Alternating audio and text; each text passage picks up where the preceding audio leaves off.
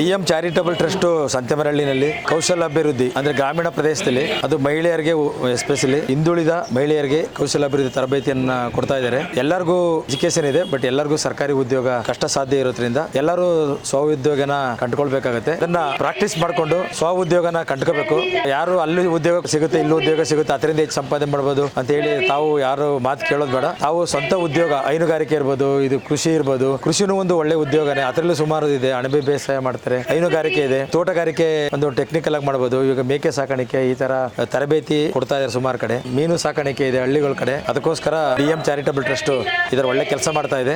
ಇನ್ನೂ ಹೆಚ್ಚು ರೀತಿ ಒಳ್ಳೆ ಕೆಲಸ ಮಾಡಲಿ ಅಂತ ನಾನು ಹಾರೈಸ್ತೀನಿ. ನನ್ನ ಹೆಸರು ಮಂಜುನಾಥ್ ಓಣಿಕೆರೆ ಅಂತ, ವಲಯ ಅರಣ್ಯಾಧಿಕಾರಿ, ಚಾಮರಾಜನಗರ ವಲಯ. ಡಿಎಂ ಚಾರಿಟಬಲ್ ಟ್ರಸ್ಟ್ ನಿಂದ ಬಹಳ ಉತ್ತಮವಾದಂತಹ ಒಂದು ಸ್ಕಿಲ್ ಡೆವಲಪ್ಮೆಂಟ್ ಕಾರ್ಯಕ್ರಮ ಮಾಡಿದ್ದಾರೆ. ಬಹಳ ಉತ್ತಮವಾಗಿ ಮೂಡಿ ಬಂದಿದೆ. ವಿಶೇಷವಾಗಿ ಮಹಿಳೆಯರಿಗೆ ಬಹಳ ಅನುಕೂಲ ಆಗುವಂತ ಕಾರ್ಯಕ್ರಮ ಇದು. ಈಗಿನ ಕಾಲದಲ್ಲಿ ಏನಂತಂದ್ರೆ ವಿಶೇಷವಾಗಿ ಹೆಣ್ಮಕ್ಳು ಬಹಳ ಇಂಡಿಪೆಂಡೆಂಟ್ ಆಗಿದ್ದಷ್ಟು, ಈ ತರ ಸ್ಕಿಲ್ ಗಳನ್ನು ಕಳ್ಕೊಂಡಷ್ಟು ಅವರಿಗೆ ಸಮುದಾಯದಲ್ಲಿ, ಮನೆಯಲ್ಲಿ ಅಥವಾ ಎಲ್ಲ ಕಡೆದಲ್ಲೂ ಕೂಡ ಅವರಿಗೆ ಹೆಚ್ಚಿನ ಗೌರವ ಸಿಗುತ್ತೆ. ಆದ್ದರಿಂದ ಹೆಚ್ಚಿಗೆ ಮಹಿಳೆಯರು, ವಿದ್ಯಾರ್ಥಿಗಳು ಈ ತರದ ಕಾರ್ಯಕ್ರಮಗಳನ್ನ ಉಪಯೋಗಿಸಿಕೊಂಡ್ಬಿಟ್ಟು ಉಚಿತವಾಗಿ ನಡೆಯುವಂತ ಈ ತರದ ಸ್ಕಿಲ್ ಡೆವಲಪ್ಮೆಂಟ್ ಗಳನ್ನ ಕಲ್ತ್ಕೊಂಡು ಸಮುದಾಯದಲ್ಲಿ, ಸಮಾಜದಲ್ಲಿ ಹೆಚ್ಚಿನ ಗೌರವವನ್ನು ಪಡ್ಕೋಬೇಕು. ಸ್ವ ಉದ್ಯೋಗ ಮಾಡಬಹುದು, ಆದಾಯ ಪಡ್ಕೋಬಹುದು. ಅದರಿಂದ ನಿಮ್ಮ ಇಡೀ ದಿನದ ದೈನಂದಿನ ಎಲ್ಲಾ ಒಂದು ಕೆಲಸದಲ್ಲಿ ಒಂದಷ್ಟು ಸಮಯ ಮಾಡಿಕೊಂಡು ಈ ತರದ ಹೊಸ ಸ್ಕಿಲ್ಗಳು, ಟೈಲರಿಂಗ್ ಆಗಿರಲಿ, ಕಂಪ್ಯೂಟರ್ ಎಜುಕೇಶನ್ ಆಗಿರಲಿ, ಆರ್ಟಿಫಿಷಿಯಲ್ ಇಂಟೆಲಿಜೆನ್ಸ್ ಆಗಿರಲಿ, ಬೇರೆ ಹೊಲಿಗೆ ಯಂತ್ರದ ತರಬೇತಿ ಆಗಿರಲಿ, ಈ ತರ ಉಚಿತವಾಗಿ ನೀಡುವಂತ ಸಂಸ್ಥೆಗಳಿಂದ ಪಡೆದುಕೊಂಡ್ಬಿಟ್ಟು ಸಮುದಾಯದಲ್ಲಿ, ಸಮಾಜದಲ್ಲಿ ಇನ್ನೊಂದಷ್ಟು ಹೆಚ್ಚಿಗೆ ನಾವು ಒಂದು ಡೆವಲಪ್ಮೆಂಟ್ ಮಾಡ್ಕೊಳ್ಳೋಕೆ ಒಂದು ಅವಕಾಶ, ಸಣ್ಣ ಮಟ್ಟದ ಒಂದು ಉದ್ಯೋಗನೂ ಕೂಡ ಪಡೆದುಕೋಬಹುದು. ಅದನ್ನ ಹೆಚ್ಚಿನ ಸಂಖ್ಯೆಯಲ್ಲಿ ಮಹಿಳೆಯರು ಇದನ್ನು ಉಪಯೋಗಿಸಬೇಕು ಅಂದ್ಬಿಟ್ಟು ಈ ಸಂಸ್ಥೆಯ ನಿರ್ದೇಶಕರಾದ ಶಿವಕುಮಾರ್ ಬೆಳ್ಳಿತಟ್ಟೆ ಅವರು ಮತ್ತು ಸಂಪೂರ್ಣ ತಂಡಕ್ಕೆ, ಸಂಪೂರ್ಣ ಚಾರಿಟಬಲ್ ಟ್ರಸ್ಟ್ಗೆ ನಾನು ಧನ್ಯವಾದಗಳನ್ನು ಅರ್ಪಿಸ್ತೀನಿ, ಅಭಿನಂದನೆಗಳನ್ನು ಅರ್ಪಿಸ್ತೀನಿ. ಧನ್ಯವಾದಗಳು. ನಮಸ್ತೆ, ನಾನು ಶಿವಕುಮಾರ್ ಬೆಳ್ಳಿತಟ್ಟೆ ಅಂತ. ಡಿಎಂ ಚಾರಿಟಬಲ್ ಟ್ರಸ್ಟ್ ಈ ಒಂದು ಸಂಸ್ಥೆಯನ್ನು 8 ವರ್ಷಗಳ ಹಿಂದೆ ಶುರು ಮಾಡಿದ್ದು. ಈ ಚಾಮರಾಜನಗರ ಜಿಲ್ಲೆ, ಹಿಂದುಳಿದ ಜಿಲ್ಲೆಯಲ್ಲಿ ತುಂಬಾ ಜನ ನಿರುದ್ಯೋಗಿಗಳು. ಅದು ಯಾವ ತರ ನಿರುದ್ಯೋಗಿಗಳೆಂದ್ರೆ ವಿದ್ಯಾಭ್ಯಾಸವನ್ನು ಅರ್ಧಕ್ಕೆ ನಿಲ್ಲಿಸಿದವ್ರ ಸಂಖ್ಯೆ ಜಾಸ್ತಿ ಇಲ್ಲಿ. ಮತ್ತೆ ಇಲ್ಲಿ ಸರ್ಕಾರ ಸವಲತ್ತುಗಳ ಬಗ್ಗೆ ಅರಿವು ಕೂಡ ಕಡಿಮೆ. ಇಲ್ಲಿ ಜನಕ್ಕೆ ಎಲ್ಲ ಇದು ತಗೊಳಕ್ಕಾಗಲ್ಲ, ಏನೋ ಅವಕಾಶಗಳಿಂದ ಗೊತ್ತಿಲ್ಲ. ಆದ್ರೆ ತುಂಬಾ ಒಳ್ಳೆ ಜನ, ತುಂಬಾ ಶ್ರಮಜೀವಿಗಳು ಕೆಲಸ ಮಾಡೋರು. ಇವುಗಳಿಗೆಲ್ಲ ಒಂದು ಮಾನವ ಸಂಪನ್ಮೂಲ ವೇಸ್ಟ್ ಆಗ್ತಾ ಇದೆ. ಕೌಶಲ್ಯ ಇಲ್ಲದೆ ಅವ್ರಿಗೊಂದು ಕೌಶಲ್ಯ ಕೊಟ್ಟರೆ, ಒಂದು ಸ್ಕಿಲ್ ಕೊಟ್ಟರೆ ಅವ್ರನ್ನ ಒಳ್ಳೆ ರೀತಿ ಬಳಸ್ಕೋಬಹುದು ಅನ್ನೋ ನಿಟ್ಟಿನಲ್ಲಿ ಒಂದು ಟ್ರೈನಿಂಗ್ ಸೆಂಟರ್ ಶುರು ಮಾಡಿದ್ವಿ. ಟ್ರೈನಿಂಗ್ ಸೆಂಟರ್ ಯಾರ ಹೆಸರು ಶುರು ಮಾಡಬೇಕು ಅಂತ ಹೇಳಿದಾಗ ನಮ್ಮ ತಂದೆ ತಾಯಿ ತೀರ್ಕೊಂಡಿದ್ರು. ಆಗ ಅವ್ರ ಹೆಸರಲ್ಲೇ ಡಿಎಂ ಚಾರಿಟಬಲ್ ಟ್ರಸ್ಟ್ ಅಂತ ತಂದೆ ತಾಯಿ ಹೆಸರು ಶುರು ಮಾಡಿದ್ದು. ಆರಂಭದಲ್ಲಿ ಕಂಪ್ಯೂಟರ್ ಕೋಚಿಂಗ್ ಅಂತ ಶುರು ಮಾಡಿ, ಆಮೇಲೆ ಹೊಲಿಗೆ ಯಂತ್ರ, ಆಮೇಲೆ ಆನ್ಲೈನ್ ಸರ್ವಿಸ್, ಹೀಗೆ ಮಲ್ಟಿಪಲ್ ಟ್ರೈನಿಂಗ್ ಸ್ಕಿಲ್ ನ ಶುರು ಮಾಡಿದ್ವಿ. ಈಗ ಗಾರ್ಮೆಂಟ್ಸ್ ಮಾಡೋ ನಿಟ್ಟಿನಲ್ಲಿ ಯೋಚನೆ ಮಾಡ್ತಾ ಇದೀವಿ. ಜೊತೆಗೆ ನಾವು IAS, IPS ಮತ್ತೆ KS ಈ ತರ ಸ್ಪರ್ಧಾತ್ಮಕ ಪರೀಕ್ಷೆಗಳಿಗೆ ಟ್ರೈನಿಂಗ್ ಕೊಡಬೇಕು ಅನ್ನೋ ನಿಟ್ಟಿನಲ್ಲಿ ಯೋಚನೆ ಮಾಡ್ತಾ ಇದೀವಿ. ಒಂದಷ್ಟು ಸ್ನೇಹಿತರ ಜೊತೆ ಅವರೆಲ್ಲ ಸಹಕಾರ ಪಡ್ಕೊಂಡು, ಸಹಾಯ ಪಡ್ಕೊಂಡು ಈ ತರದ ಸಂಸ್ಥೆ ಯಾಕೆ ಮಾಡಬಾರ್ದು ಅಂತ ಯೋಚನೆ ಮಾಡ್ತಾ ಇದ್ವಿ. ಮುಂದಿನ ದಿನಗಳ ನಂಗೆ ಆಗುತ್ತೆ. ಬಟ್ ಆರಂಭದಲ್ಲಿ ನಾವು ಒಂದು 100 ಜನಕ್ಕೆ ಮಾಡಬೇಕು ಅಂತ ಟಾರ್ಗೆಟ್ ಇಟ್ಕೊಂಡಿದ್ವಿ. ಇವತ್ತು ನಾನು 4-5 ಸಾವಿರ ಜನಕ್ಕೆ ಇದುವರೆಗೂ ನಾವು ಟ್ರೈನಿಂಗ್ ಕೊಟ್ಟಿದ್ವಿ. ಅಲ್ಲೊಂದು ಮಿನಿಮಮ್ 100-150-200 ಜನ ಬೇರೆ ಸರ್ಕಾರ, ಅರೆ ಸರ್ಕಾರಿ ಮತ್ತೆ ಖಾಸಗಿ ಸಂಸ್ಥೆಗಳಲ್ಲಿ ಬೇರೆ ರೀತಿ ಉದ್ಯೋಗ ಪಡ್ಕೊಂಡಿದ್ದಾರೆ. ಹಾಗಾಗಿ ಇದರಿಂದ ಯೂಸ್ ಆಗ್ತಾ ಇದೆ. ತುಂಬಾ ಜನ ಬಂದಿದ್ದಾರೆ. ನಮ್ಮಲ್ಲೇ ಕಲ್ತವ್ರು ನಮ್ಮಲ್ಲೇ ಟೀಚರ್ ಆಗಿದ್ದಾರೆ, ಸ್ಟಾಫ್ ಆಗಿದ್ದಾರೆ. ನಮ್ಮಲ್ಲೇ ಕಲ್ತವ್ರು ನಮಗೆ ಯೂಸ್ ಆಗ್ತಾ ಇದ್ದಾರೆ. ಉದಾಹರಣೆ ನಮ್ಮಲ್ಲಿ ಕಂಪ್ಯೂಟರ್ ಕಲ್ತವ್ರು ಅವರೇ ಕೋಚಿಂಗ್ ಆಗ್ತಾ ಇದ್ದಾರೆ. ಹೊಲಿಗೆ ಅಂತ ಟ್ರೈನಿಂಗ್ ಕಲ್ತವ್ರು ಅವರೇ ಟೀಚರ್ ಆಗಿದ್ದಾರೆ. ಈ ತರ ತುಂಬಾ ಮ್ಯಾನ್ ಪವರ್ ಚೆನ್ನಾಗಿ ಬಳಕೆ ಆಗ್ತಿದೆ. ಅಂದ್ರೆ ಸ್ಕಿಲ್ ನ ಚೆನ್ನಾಗಿ ಕೊಡ್ತಾ ಇದೀವಿ. ಈ ತರದ ಸಂಸ್ಥೆ ಇಲ್ಲಿ ಇರಲಿಲ್ಲ. ಇಲ್ಲಿ ಬೇರೆ ಎಲ್ಲಾ ಮನುಷ್ಯ ಹಾಳಾಗುವಂತ ಅವಕಾಶಗಳು ಜಾಸ್ತಿ ಇರೋ ಸನ್ನಿವೇಶದಲ್ಲಿ ಈ ತರದೊಂದು ಅಗತ್ಯ ಇತ್ತು ಅಂತ ಆಮೇಲೆ ನನಗೆ ಗೊತ್ತಾಯ್ತು. ಜನಗಳಿಂದ ಕೂಡ ಹಾಗೆ ನಮಗೆ ಸ್ಪಂದನ ಸಿಕ್ತು. ಹಂಗಾಗಿ ಚೆನ್ನಾಗಿ ನಡ್ಕೊಂಡು ಹೋಗ್ತಿದೆ. ಮುಂದೆ ನಿಮ್ಮೆಲ್ಲರೂ ಸಹಕಾರ ಇದ್ರೆ ಇನ್ನೂ ಚೆನ್ನಾಗಿ ನಡೆಯುತ್ತೆ ಅಂತ ನಂಬಿಕೆ. ನನ್ನ ಹೆಸರು ಜಯಶಂಕರ್ ಅಂತ, ಸಂತೆಮರಳ್ಳಿ. ಕೌಶಲ್ಯ ಅಭಿವೃದ್ಧಿ ಚಾರಿಟಬಲ್ ಟ್ರಸ್ಟ್ ನ ಕಾನೂನು ಸಲಹೆಗಾರ. ಇದನ್ನ ಪ್ರಾರಂಭ ಮಾಡೋದು ಬಡವರಿಗೋಸ್ಕರ, ಬಿಲೋ ದಿ ಪಾವರ್ಟಿ ಲೈನ್, ಅವ್ರಿಗೆ ಸಹಾಯ ಆಗ್ಲಿ. ಈ ಹಳ್ಳಿಗಾಡಿನ ಜನ ತುಂಬಾ ಬಡತನದಲ್ಲಿದ್ದಾರೆ, ನಿರುದ್ಯೋಗಿಗಳಾಗಿದ್ದಾರೆ. ಉದ್ಯೋಗನ ಎಲ್ಲಿ ಸಿಗುತ್ತೆ, ಏನ್ ಮಾಡಬೇಕು, ಏನೇನ್ ಕೌಶಲ್ಯ ಕಲಿಬೇಕು ಅನ್ನೋದೇ ಗೊತ್ತಿಲ್ಲದೆ ಇರೋರಿಗೆ ಕೌಶಲ್ಯ ಕಲಿಸಿ ಮಾರ್ಗದರ್ಶನ ನೀಡಿ ಅವ್ರಿಗೆ ಉದ್ಯೋಗ ಕೊಡಬೇಕು, ಉದ್ಯೋಗ ಹರ್ಸ್ಕೊಂಡ್ ಬರೋರಿಗೆ ಉದ್ಯೋಗ ಕೊಡಬೇಕು ಅಂತ ಹೇಳ್ಬಿಟ್ಟು ಮುಂದಾಲೋಚನೆ ಇಟ್ಕೊಂಡು ಈ ಚಾರಿಟಬಲ್ ಟ್ರಸ್ಟ್ ಅನ್ನ ಪ್ರಾರಂಭ ಮಾಡಿದ್ವಿ. ತುಂಬಾ ಹೆಮ್ಮರವಾಗಿ ಬೆಳೆದಿದೆ. ಬಹಳಷ್ಟು ವಿದ್ಯಾರ್ಥಿಗಳಿಗೆ ಕೌಶಲ್ಯವನ್ನ ಕಲಿಸ್ತಾ ಅವ್ರ ಜೀವನಕ್ಕೊಂದು ಸರ್ಟಿಫಿಕೇಟ್ ಕೊಟ್ಟು ಮಾರ್ಗದರ್ಶನ ನೀಡಿ ಎಲ್ಲ ಕೂಡ ಚಾರಿಟಬಲ್ ಟ್ರಸ್ಟ್ ಇಂದಾನೆ ಮಾಡ್ತಾ ಇದೀವಿ. ಕೌಶಲ್ಯವನ್ನ ಅಭಿವೃದ್ಧಿ ಪಡಿಸೋ ಒಂದು ದೊಡ್ಡ ಹೆಮ್ಮರವಾಗಿ ಬೆಳೆದಿದೆ. ಲಕ್ಷಾಂತರ ಜನರಿಗೆ ಅನುಕೂಲ ಆಗ್ತಾ ಇದೆ, ನೆರಳಾಗ್ತಾ ಇದೆ. ಹೊಲಿಗೆ ತರಬೇತಿ ಇದೆ, ಕಂಪ್ಯೂಟರ್ ತರಬೇತಿ ಇದೆ, ಮೇಕಪ್ ಏನೋ ಮಾಡ್ತಾರಲ್ಲ ಅದಿದೆ. ಸಂಸ್ಥೆನೇ ಡೆವಲಪ್ ಮಾಡ್ಬಿಟ್ರೆ ಹಲವಾರು ವಿಂಗ್ಗಳು ಇಲ್ಲಿ ಕೆಲಸ ಮಾಡಿದ್ರೆ ಟ್ರೈನಿಂಗ್ ಕೌಶಲ್ಯ ಕಲಿಸ್ತಾರೆ. ಹಳ್ಳಿ ಬಿಟ್ಟು ಸಿಟಿಗಳಿಗೆ ಹೊರಟೋಗ್ಬೋದು ಆರಾಮ್ಸೆ. ಸಿಟಿನಲ್ಲಿ ಹೋಗಿ ಉದ್ಯೋಗ ಖಂಡಿತ ಸಿಗುತ್ತೆ. ಅಲ್ಲೇನೋ ಬ್ಯೂಟಿಷಿಯನ್ ಕೆಲಸ ಮಾಡ್ತೇನೆ ಅಂದ್ರೆ ಕರೆದು ಕೊಡ್ತಾರೆ. ಯಾಕಂದ್ರೆ ಅನ್ಎಂಪ್ಲಾಯ್ಮೆಂಟ್ ಪ್ರಾಬ್ಲಮ್ ಇದೆ. ಅವ್ರಿಗೂ ಅಲ್ಲಿ ಕೆಲಸ ಮಾಡೋಕ್ಕೆ ಲೇಬರ್ ಇರಲ್ಲ. ಬ್ಯೂಟಿಷಿಯನ್ ಸರ್ಟಿಫಿಕೇಟ್ ಇದೆ ಅಂದ್ರೆ ಬನ್ನಿ ನಮ್ಮಲ್ಲಿ ಕೆಲಸ ಮಾಡಿ ಸಂಬಳ ಕೊಡ್ತೀವಿ ಅಂತಾರೆ. ನನಗೆ ಕಂಪ್ಯೂಟರ್ ಟ್ರೈನಿಂಗ್ ಆಗಿದೆ, ಓಕೆ ಇಟ್ಸ್ ಆಲ್ ರೈಟ್, ಬನ್ನಿ ನಾವು ಸಂಬಳ ಕೊಡ್ತೀವಿ, ನಮ್ಮಲ್ಲಿ ಕೆಲಸ. ಉದ್ಯೋಗ ಅರ್ಸ್ತಾ ಯಾವ್ದಾದ್ರು ಸ್ಟೇಟ್ ಕೊಟ್ಟೋಗ್ಬೋದು. Not only Bengaluru, not only Karnataka, West Bengal, ಎಲ್ಲೆಲ್ಲಿ ಸಿಗುತ್ತೆ ಅಲ್ಲಿ ಹೋಯ್ತಾ ಇರ್ಬೋದು. ಕರ್ಕೊಂಡು ಹೋಗ್ತಾ ಇರ್ತಾರೆ ಅವರೇ ನಿಮ್ಮನ್ನ. ನೆಸೆಸರಿ ಇದೆ ನೀವು ಬನ್ನಿ ಅಂತೇಳಿ. ಡಿಎಂ ಚಾರಿಟಬಲ್ ಟ್ರಸ್ಟ್ ಏನಿದೆ ಅದು ಇನ್ನೂ ಹಲವಾರು ಕೌಶಲ್ಯಗಳನ್ನ ಕಲಿಸ್ತಕ್ಕಂಥ ಹೆಮ್ಮರವಾಗಿ ಬೆಳೀಲಿ ಅಂತ ಹೇಳ್ತಾ ನಾನೊಂದೆರಡು ಮಾತು ಮುಗಿಸ್ತೀನಿ.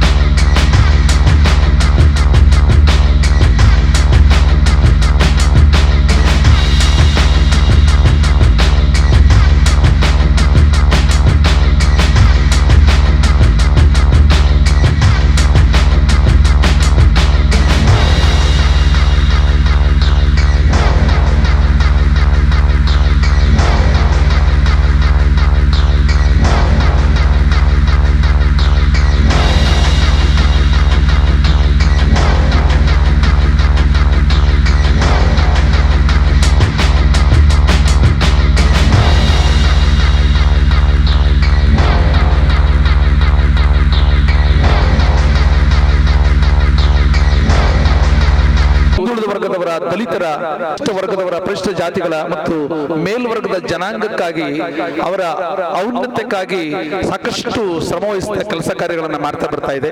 ಈ ದಿಸೆಯಲ್ಲಿ ಅದು ಉಚಿತವಾಗಿ ಅನೇಕ ತರಬೇತಿಗಳನ್ನು ಕೊಡುವ ಮೂಲಕ ಇಲ್ಲಿನ ಯುವಕರಿಗೆ, ವಿದ್ಯಾರ್ಥಿಗಳನ್ನ ಪ್ರೋತ್ಸಾಹಿಸುವಂತ ಕೆಲಸವನ್ನ ಮಾಡ್ತಾ ಇದೆ. ಈ ದಿಸೆಯಲ್ಲಿ ಇವತ್ತು ಚಾರಿಟಬಲ್ ಟ್ರಸ್ಟ್ ಪ್ರಮಾಣ ಪತ್ರವನ್ನು ವಿತರಣೆ ಮಾಡುವಂತಹ ಒಂದು ಕಾರ್ಯವನ್ನು ಮಾಡ್ತಾ ಇದೆ.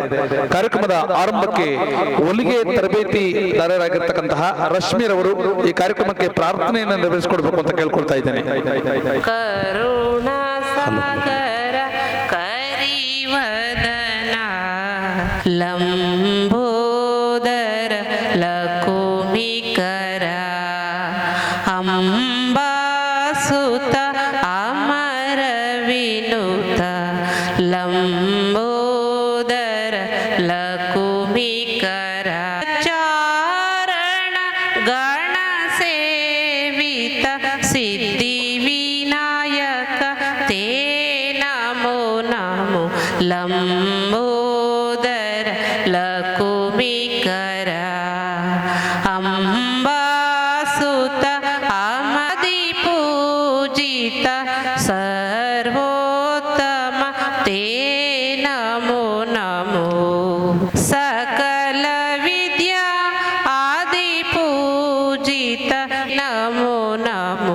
ಲಂಬೋದರ ಲಕುಮಿಕರ ಅಂಬಾಸುತ ಅಮರ ವಿನುತ ಲಂಬೋದರ ಲಕುಮಿಕರ. ವಿಘ್ನ ವಿನಾಶಕನನ್ನ ನೆನೆಯುವ ಮೂಲಕ ಈ ಕಾರ್ಯಕ್ರಮಕ್ಕೆ ಪ್ರಾರ್ಥನೆಯನ್ನು ನೆರವೇರಿಸಿಕೊಟ್ಟಂತಹ ಈ ಕಾರ್ಯಕ್ರಮದಲ್ಲಿ ಜಿಲ್ಲಾ ಪೊಲೀಸ್ ವರಿಷ್ಠಾಧಿಕಾರಿಗಳು ಚಾಮರಾಜನಗರ ಇವರು ಕೂಡ ನಮ್ಮ ಕಾರ್ಯಕ್ರಮಕ್ಕೆ ಆಗಮಿಸಿದ್ದು ನಮ್ಮ ಡಿಎಂ ಚಾರಿಟಬಲ್ ಟ್ರಸ್ಟ್ ವತಿಯಿಂದ ಇವರಿಗೆ ಸ್ವಾಗತವನ್ನು ಕೋರುತ್ತಿದ್ದೇನೆ.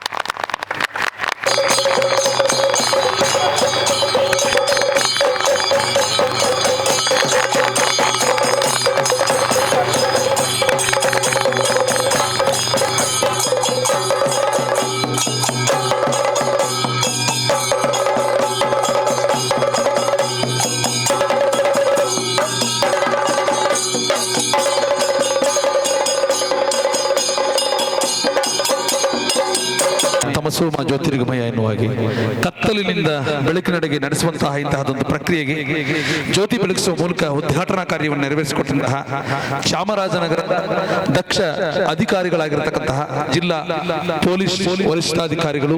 ಡಿಎಂ ಚಾರಿಟಬಲ್ ಟ್ರಸ್ಟ್ ನಮ್ಮ ಸಂಸ್ಥೆಯ ಸಂಕ್ಷಿಪ್ತ ಮಾಹಿತಿ ಹೀಗಿದೆ. ಇದು ಕಳೆದ 8 ವರ್ಷಗಳಿಂದ ಚಾಮರಾಜನಗರ ಜಿಲ್ಲೆಯ ಹಿಂದುಳಿದ ಗ್ರಾಮಗಳು, ಅದರಲ್ಲೂ ಪರಿಶಿಷ್ಟ ಜಾತಿ ಹಾಗೂ ಪಂಗಡದ ಹಾಗೂ ಹಿಂದುಳಿದ ವರ್ಗ ಮತ್ತು ಮೇಲ್ವರ್ಗದ ಜನಾಂಗಗಳ ಬಡವರನ್ನು ಹುಡುಕಿ ಅವರಿಗೆ ಸರ್ಕಾರದ ಸವಲತ್ತುಗಳನ್ನು ಕೊಡಿಸುವ ಕೆಲಸ ಮಾಡುತ್ತಿದೆ. ಇದಕ್ಕಾಗಿ ಆ ಸಮುದಾಯಗಳಲ್ಲಿ ಇರುವ ಯುವಕ ಯುವತಿಯರು ನಿರುದ್ಯೋಗಗಳಲ್ಲಿ ಜಾಗೃತಿ ಮೂಡಿಸುವುದು, ಆನ್ಲೈನ್ ಅರ್ಜಿಗಳನ್ನು ಹಾಕುವುದನ್ನು ಕಲಿಸುವುದು, ಯೋಜನೆಗಳ ಬಗ್ಗೆ ಮಾರ್ಗದರ್ಶನ ನೀಡುವ ಮೂಲಕ ಸಹಾಯ ಮಾಡುವ ಕೆಲಸಗಳನ್ನು ನಡೆಸುತ್ತಿದೆ. ಜಿಲ್ಲೆ ಹಾಗೂ ಸುತ್ತಮುತ್ತಲ ದಾನಿಗಳು, ಅಧಿಕಾರಿಗಳು, ಗೆಳೆಯರ ಸಹಯೋಗದೊಂದಿಗೆ ಈ ಭಾಗದ ಬಡ ಮಕ್ಕಳಿಗೆ ಕೌಶಲ್ಯ ಕಲಿಸುವುದು, ಅವರಿಗೆ ಉದ್ಯೋಗ ಕೊಡಿಸುವುದು ಈ ಸಂಸ್ಥೆಯ ಮೂಲಧೇಯಾಗಿದೆ. ಈ ಜಿಲ್ಲೆಯಲ್ಲಿ ಯುವಕರ ಸಂಖ್ಯೆ ಹೆಚ್ಚಾಗಿದೆ. ಇದು ಸಂತೋಷದ ವಿಷಯ. ಅವರಲ್ಲಿ 60% ವರೆಗೆ ನಿರುದ್ಯೋಗ ಯುವಕರು ಇದ್ದಾರೆ. ಇದರಲ್ಲಿ ಸುಮಾರು 25% 30 ಮಂದಿ ಅರ್ಧ ಕಲಿತವರು, ಅಂದರೆ SLC ಅಥವಾ PUC ಅಥವಾ ಪದವಿಯ ಪೂರ್ಣ ಇಂಥವರಿಗೆ ಸಕಾಲಕ್ಕೆ ಮಾರ್ಗದರ್ಶನ ಅಥವಾ ನೌಕರಿ ಅಥವಾ ಉನ್ನತ ಶಿಕ್ಷಣ ಸಿಗದಿದ್ದರೆ ಇವರು ಅನ್ಯ ದಾರಿಗಳತ್ತ ಆಕರ್ಷಿತರಾಗುವ ಸಾಧ್ಯತೆ ಇದೆ.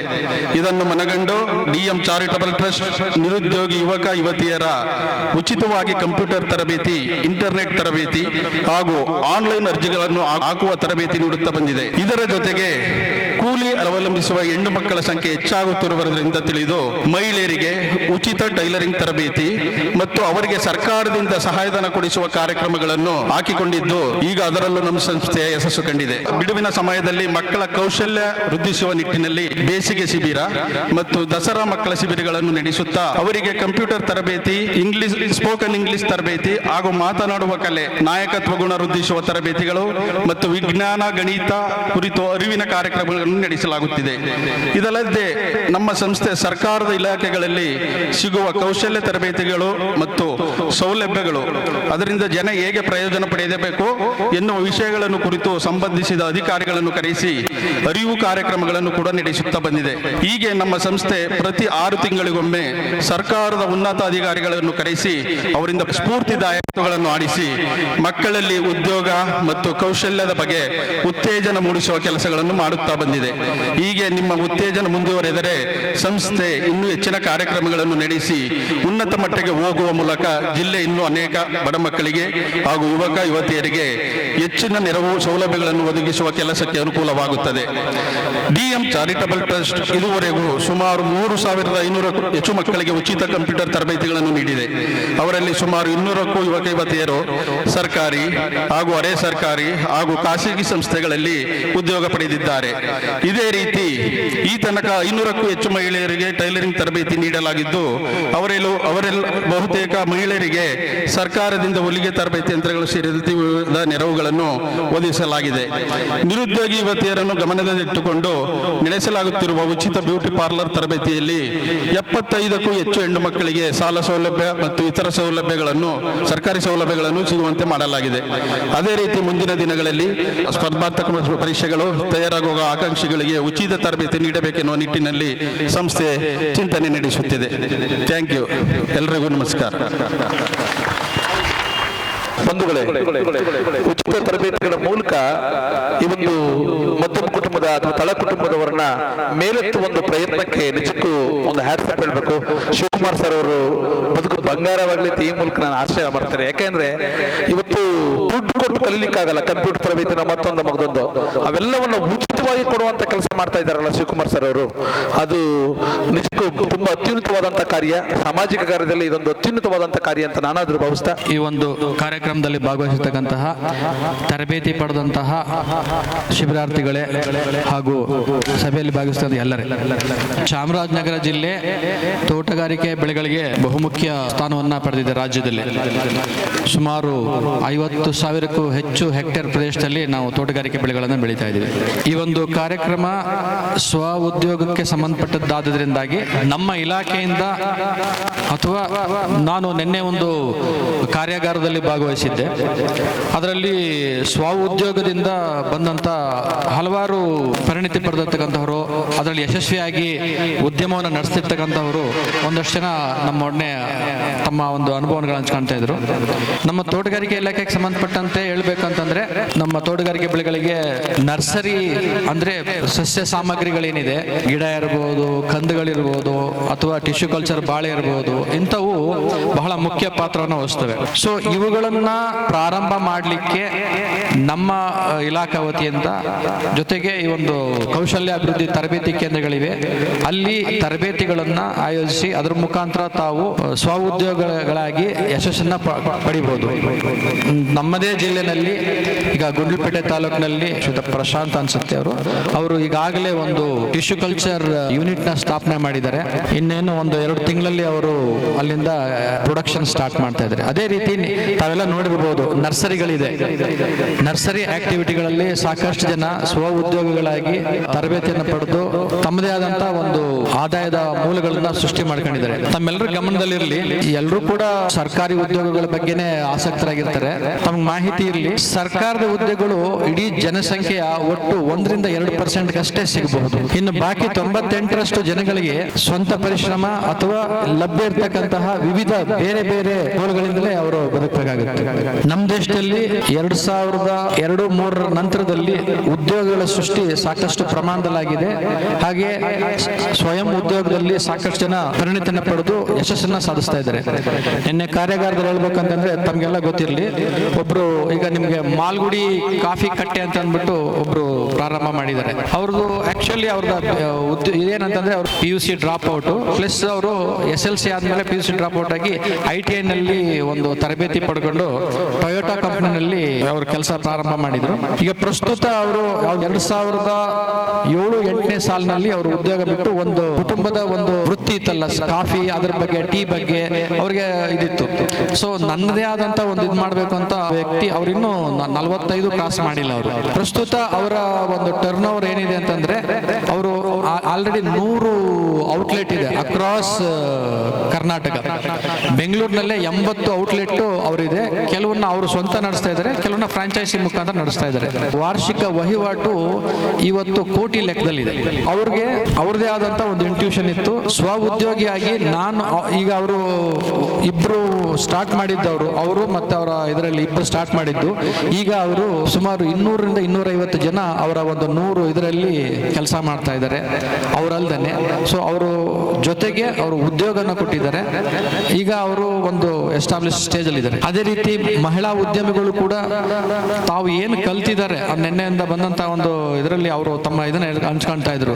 ಬ್ರ್ಯಾಂಡಿಂಗ್ ಮಾಡಿ ಮನೆಯಲ್ಲಿ ಅವರು ಹಪ್ಪಳ ನಿಪ್ಪಿಟ್ಟಿರ್ಬೋದು, ಕಡಲೆ ಬೀಜಕ್ಕೆ ಅವರು ಕೋಟಿಂಗ್ ಮಾಡಿ ಒಳ್ಳೆ ಪ್ಯಾಕಿಂಗ್ ಮಾಡಿ ಅವ್ರದ್ದು ಕೂಡ ನಡೀತಾ ಇದೆ. ನೀವೆಲ್ಲ ಈಗಿನ ಇದರಲ್ಲಿ ಮಾಲ್ ಕಲ್ಚರ್ ಇದೆಲ್ಲ ಇವೆ. ಇಂಥ ಉದ್ಯೋಗಗಳನ್ನ ಅವರು ಮಾಡಿ ಇದು ಮಾಡ್ತಾರೆ. ಈ ಒಂದು ಉದ್ಯೋಗಗಳನ್ನ ನಮ್ಮ ತೋಟಗಾರಿಕೆಗೆ ಸಂಬಂಧಪಟ್ಟಂತೆ ತಾವು ಯಾರಾದರೂ ಬಯಸಿದ್ರೆ ಕೇಂದ್ರ ಪುರಸ್ಕೃತ ಯೋಜನೆ Pradhan Mantri formalisation of micro food industry enterprises ಅಂತಿದೆ. ಸೊ ಅದರಲ್ಲಿ ತಾವೇನಾದರೂ ಇಚ್ಛೆ ಪಟ್ಟಲ್ಲಿ ಪ್ರತಿ ಜಿಲ್ಲೆಗೆ, ಈಗ ನಮ್ಮ ಜಿಲ್ಲೆಗೆ ಒಂದು 7-8 ಜನ DPR ಗಳಂತಿದ್ದಾರೆ, ಡಿಸ್ಟ್ರಿಕ್ಟ್ ರಿಜಿಸ್ಟರ್ಡ್ ಪ್ರಮೋಟರ್ಸ್ ಅಂತ. ಅವ್ರಿಗೆ ಈ ಬಗ್ಗೆ ತರಬೇತಿ ಆಗಿರುತ್ತೆ. ಕೌಶಲ್ಯಾಭಿವೃದ್ಧಿ ಕೇಂದ್ರದಲ್ಲೂ ಅಲ್ಲೂ ಮಾಹಿತಿ ತಗೋಬಹುದು. ಮತ್ತು ಅವರು ಈಗ ನಿಮ್ಮ ಕೆಲವರು ಇತ್ತೀಚಿನ ದಿನಗಳಲ್ಲಿ ಮಾಹಿತಿ ತಂತ್ರಜ್ಞಾನದ ಇದರಿಂದಾಗಿ ಏನಾಗಿದೆ ಅಂತಂದ್ರೆ ಎಲ್ರಿಗೂ ಇಂಟರ್ನೆಟ್ ಸರ್ಚ್ ಮಾಡುವಂತ ಬಂದಿದೆ. ಸೊ ಅದ್ರಲ್ಲಿ ಸರ್ಚ್ ಮಾಡಿದ್ರೆ PMFME ನಲ್ಲಿ ನಮ್ಮ ಜಿಲ್ಲೆನಲ್ಲಿ ಯಾರಿದ್ದಾರೆ, ಯಾವ್ಯಾವೆಲ್ಲ ತಗೋಬಹುದು ಅಂತ ಇದು ಮಾಡಿದ್ರೆ ಅದರಲ್ಲೂ ಕೂಡ ನೀವು ಆಹಾರದ ಕಿರು ಉದ್ಯಮಗಳನ್ನ ಪ್ರಾರಂಭ ಮಾಡಲಿಕ್ಕೆ ನಿಮ್ಮಲ್ಲಿ ಆ ಬಗ್ಗೆ ಏನಾದ್ರು ಮಾಹಿತಿ ಇದ್ದರೆ, ನಿಮ್ಗೆ ಆಸೆ ಇದ್ರೆ ಅದರ ಉಪಯೋಗ ಪಡ್ಕೊಬಹುದು ಅಂತ ಹೇಳ್ತೇನೆ. ಜೊತೆಗೆ ನಮ್ಮ ತೋಟಗಾರಿಕೆ ಇಲಾಖೆಗೆ ಸಂಬಂಧಪಟ್ಟಂತೆ ಹೇಳೋದಿಲ್ಲ, ಇದು ನಮ್ಮ ಇಲಾಖೆ ವತಿಯಿಂದನೂ ನಮ್ಮ ಇಲಾಖೆ ಅಧಿಕಾರಿಗಳನ್ನು ಸಂಪರ್ಕ ಮಾಡಿದ್ರೆ ನಿಮಗೆ ಉತ್ತಮವಾದ ಮಾರ್ಗದರ್ಶನವನ್ನ ಕೊಡ್ಲಿಕ್ಕೆ ನಾವು ತಯಾರಿದ್ದೀವಿ. ತಾವು ನಮ್ಮನ್ನ ಸಂಪರ್ಕ ಮಾಡಿ ಇದರ ಹೆಚ್ಚು ಸದುಪಯೋಗ ಪಡಿಸ್ಕೊಳ್ಳಿ. ಜೊತೆಗೆ ತಾವು ಕೂಡ ಸ್ವ ಉದ್ಯೋಗದಿಂದ ಯಶಸ್ವಿ ವ್ಯಕ್ತಿಗಳಾಗಿ ಡೆವಲಪ್ ಆಗಿ ಅಂತ ಹೇಳ್ತಾ ಈ ಒಂದು ಸಂದರ್ಭದಲ್ಲಿ ನನ್ನ ಒಂದು ಕೆಲವೊಂದು ಅನಿಸಿಕೆಗಳನ್ನು ಹಂಚ್ಕೊಳ್ಳೋಕೆ ಅವಕಾಶ ಮಾಡಿಕೊಡುವಂತಹ DM ಚಾರಿಟಬಲ್ ಟ್ರಸ್ಟ್ ಅವರಿಗೆ ಒಂದ್ಸತ ನಾನು 2 ಮಾತು ಥ್ಯಾಂಕ್ ಯು. ಬದುಕು ಕಟ್ಟಿಕೊಂಡಿರುವ ಅನೇಕ ಸಹಸ್ರಾರು ಮಂದಿ ಇದ್ದಾರೆ. ಆದ್ರೆ ದುಡಿಯುವ ಮತ್ತು ಕೌಶಲ್ಯವನ್ನು ಕಲಿತುಕೊಳ್ಳುವಂತಹ ಮನಸ್ಸು ಮಾಡಬೇಕು. ಆ ದಿಶೆಯಲ್ಲಿ ತಮ್ಮ ಬದುಕು ಯಶಸ್ವಿಯತ್ತ ಸಾಗಲಿ ಎನ್ನುವಂತಹ ಆಶಯಗಳನ್ನು ವ್ಯಕ್ತಪಡಿಸಿದಂತಹ ತೋಟಗಾರಿಕೆ ಇಲಾಖೆ ಜಂಟಿ ನಿರ್ದೇಶಕರಾಗಿರುವಂತಹ BR ಗಿರೀಶ್ ಸರ್ ಅವರಿಗೆ ಅನಂತ ಧನ್ಯವಾದಗಳನ್ನು ಅರ್ಪಿಸ್ತೇವೆ. ಬಂಧುಗಳೇ, ಪ್ರಸ್ತುತ ಜಗತ್ತು ಯಾಂತ್ರಿಕವಾದಂತಹ ಬದುಕಾಗಿದೆ.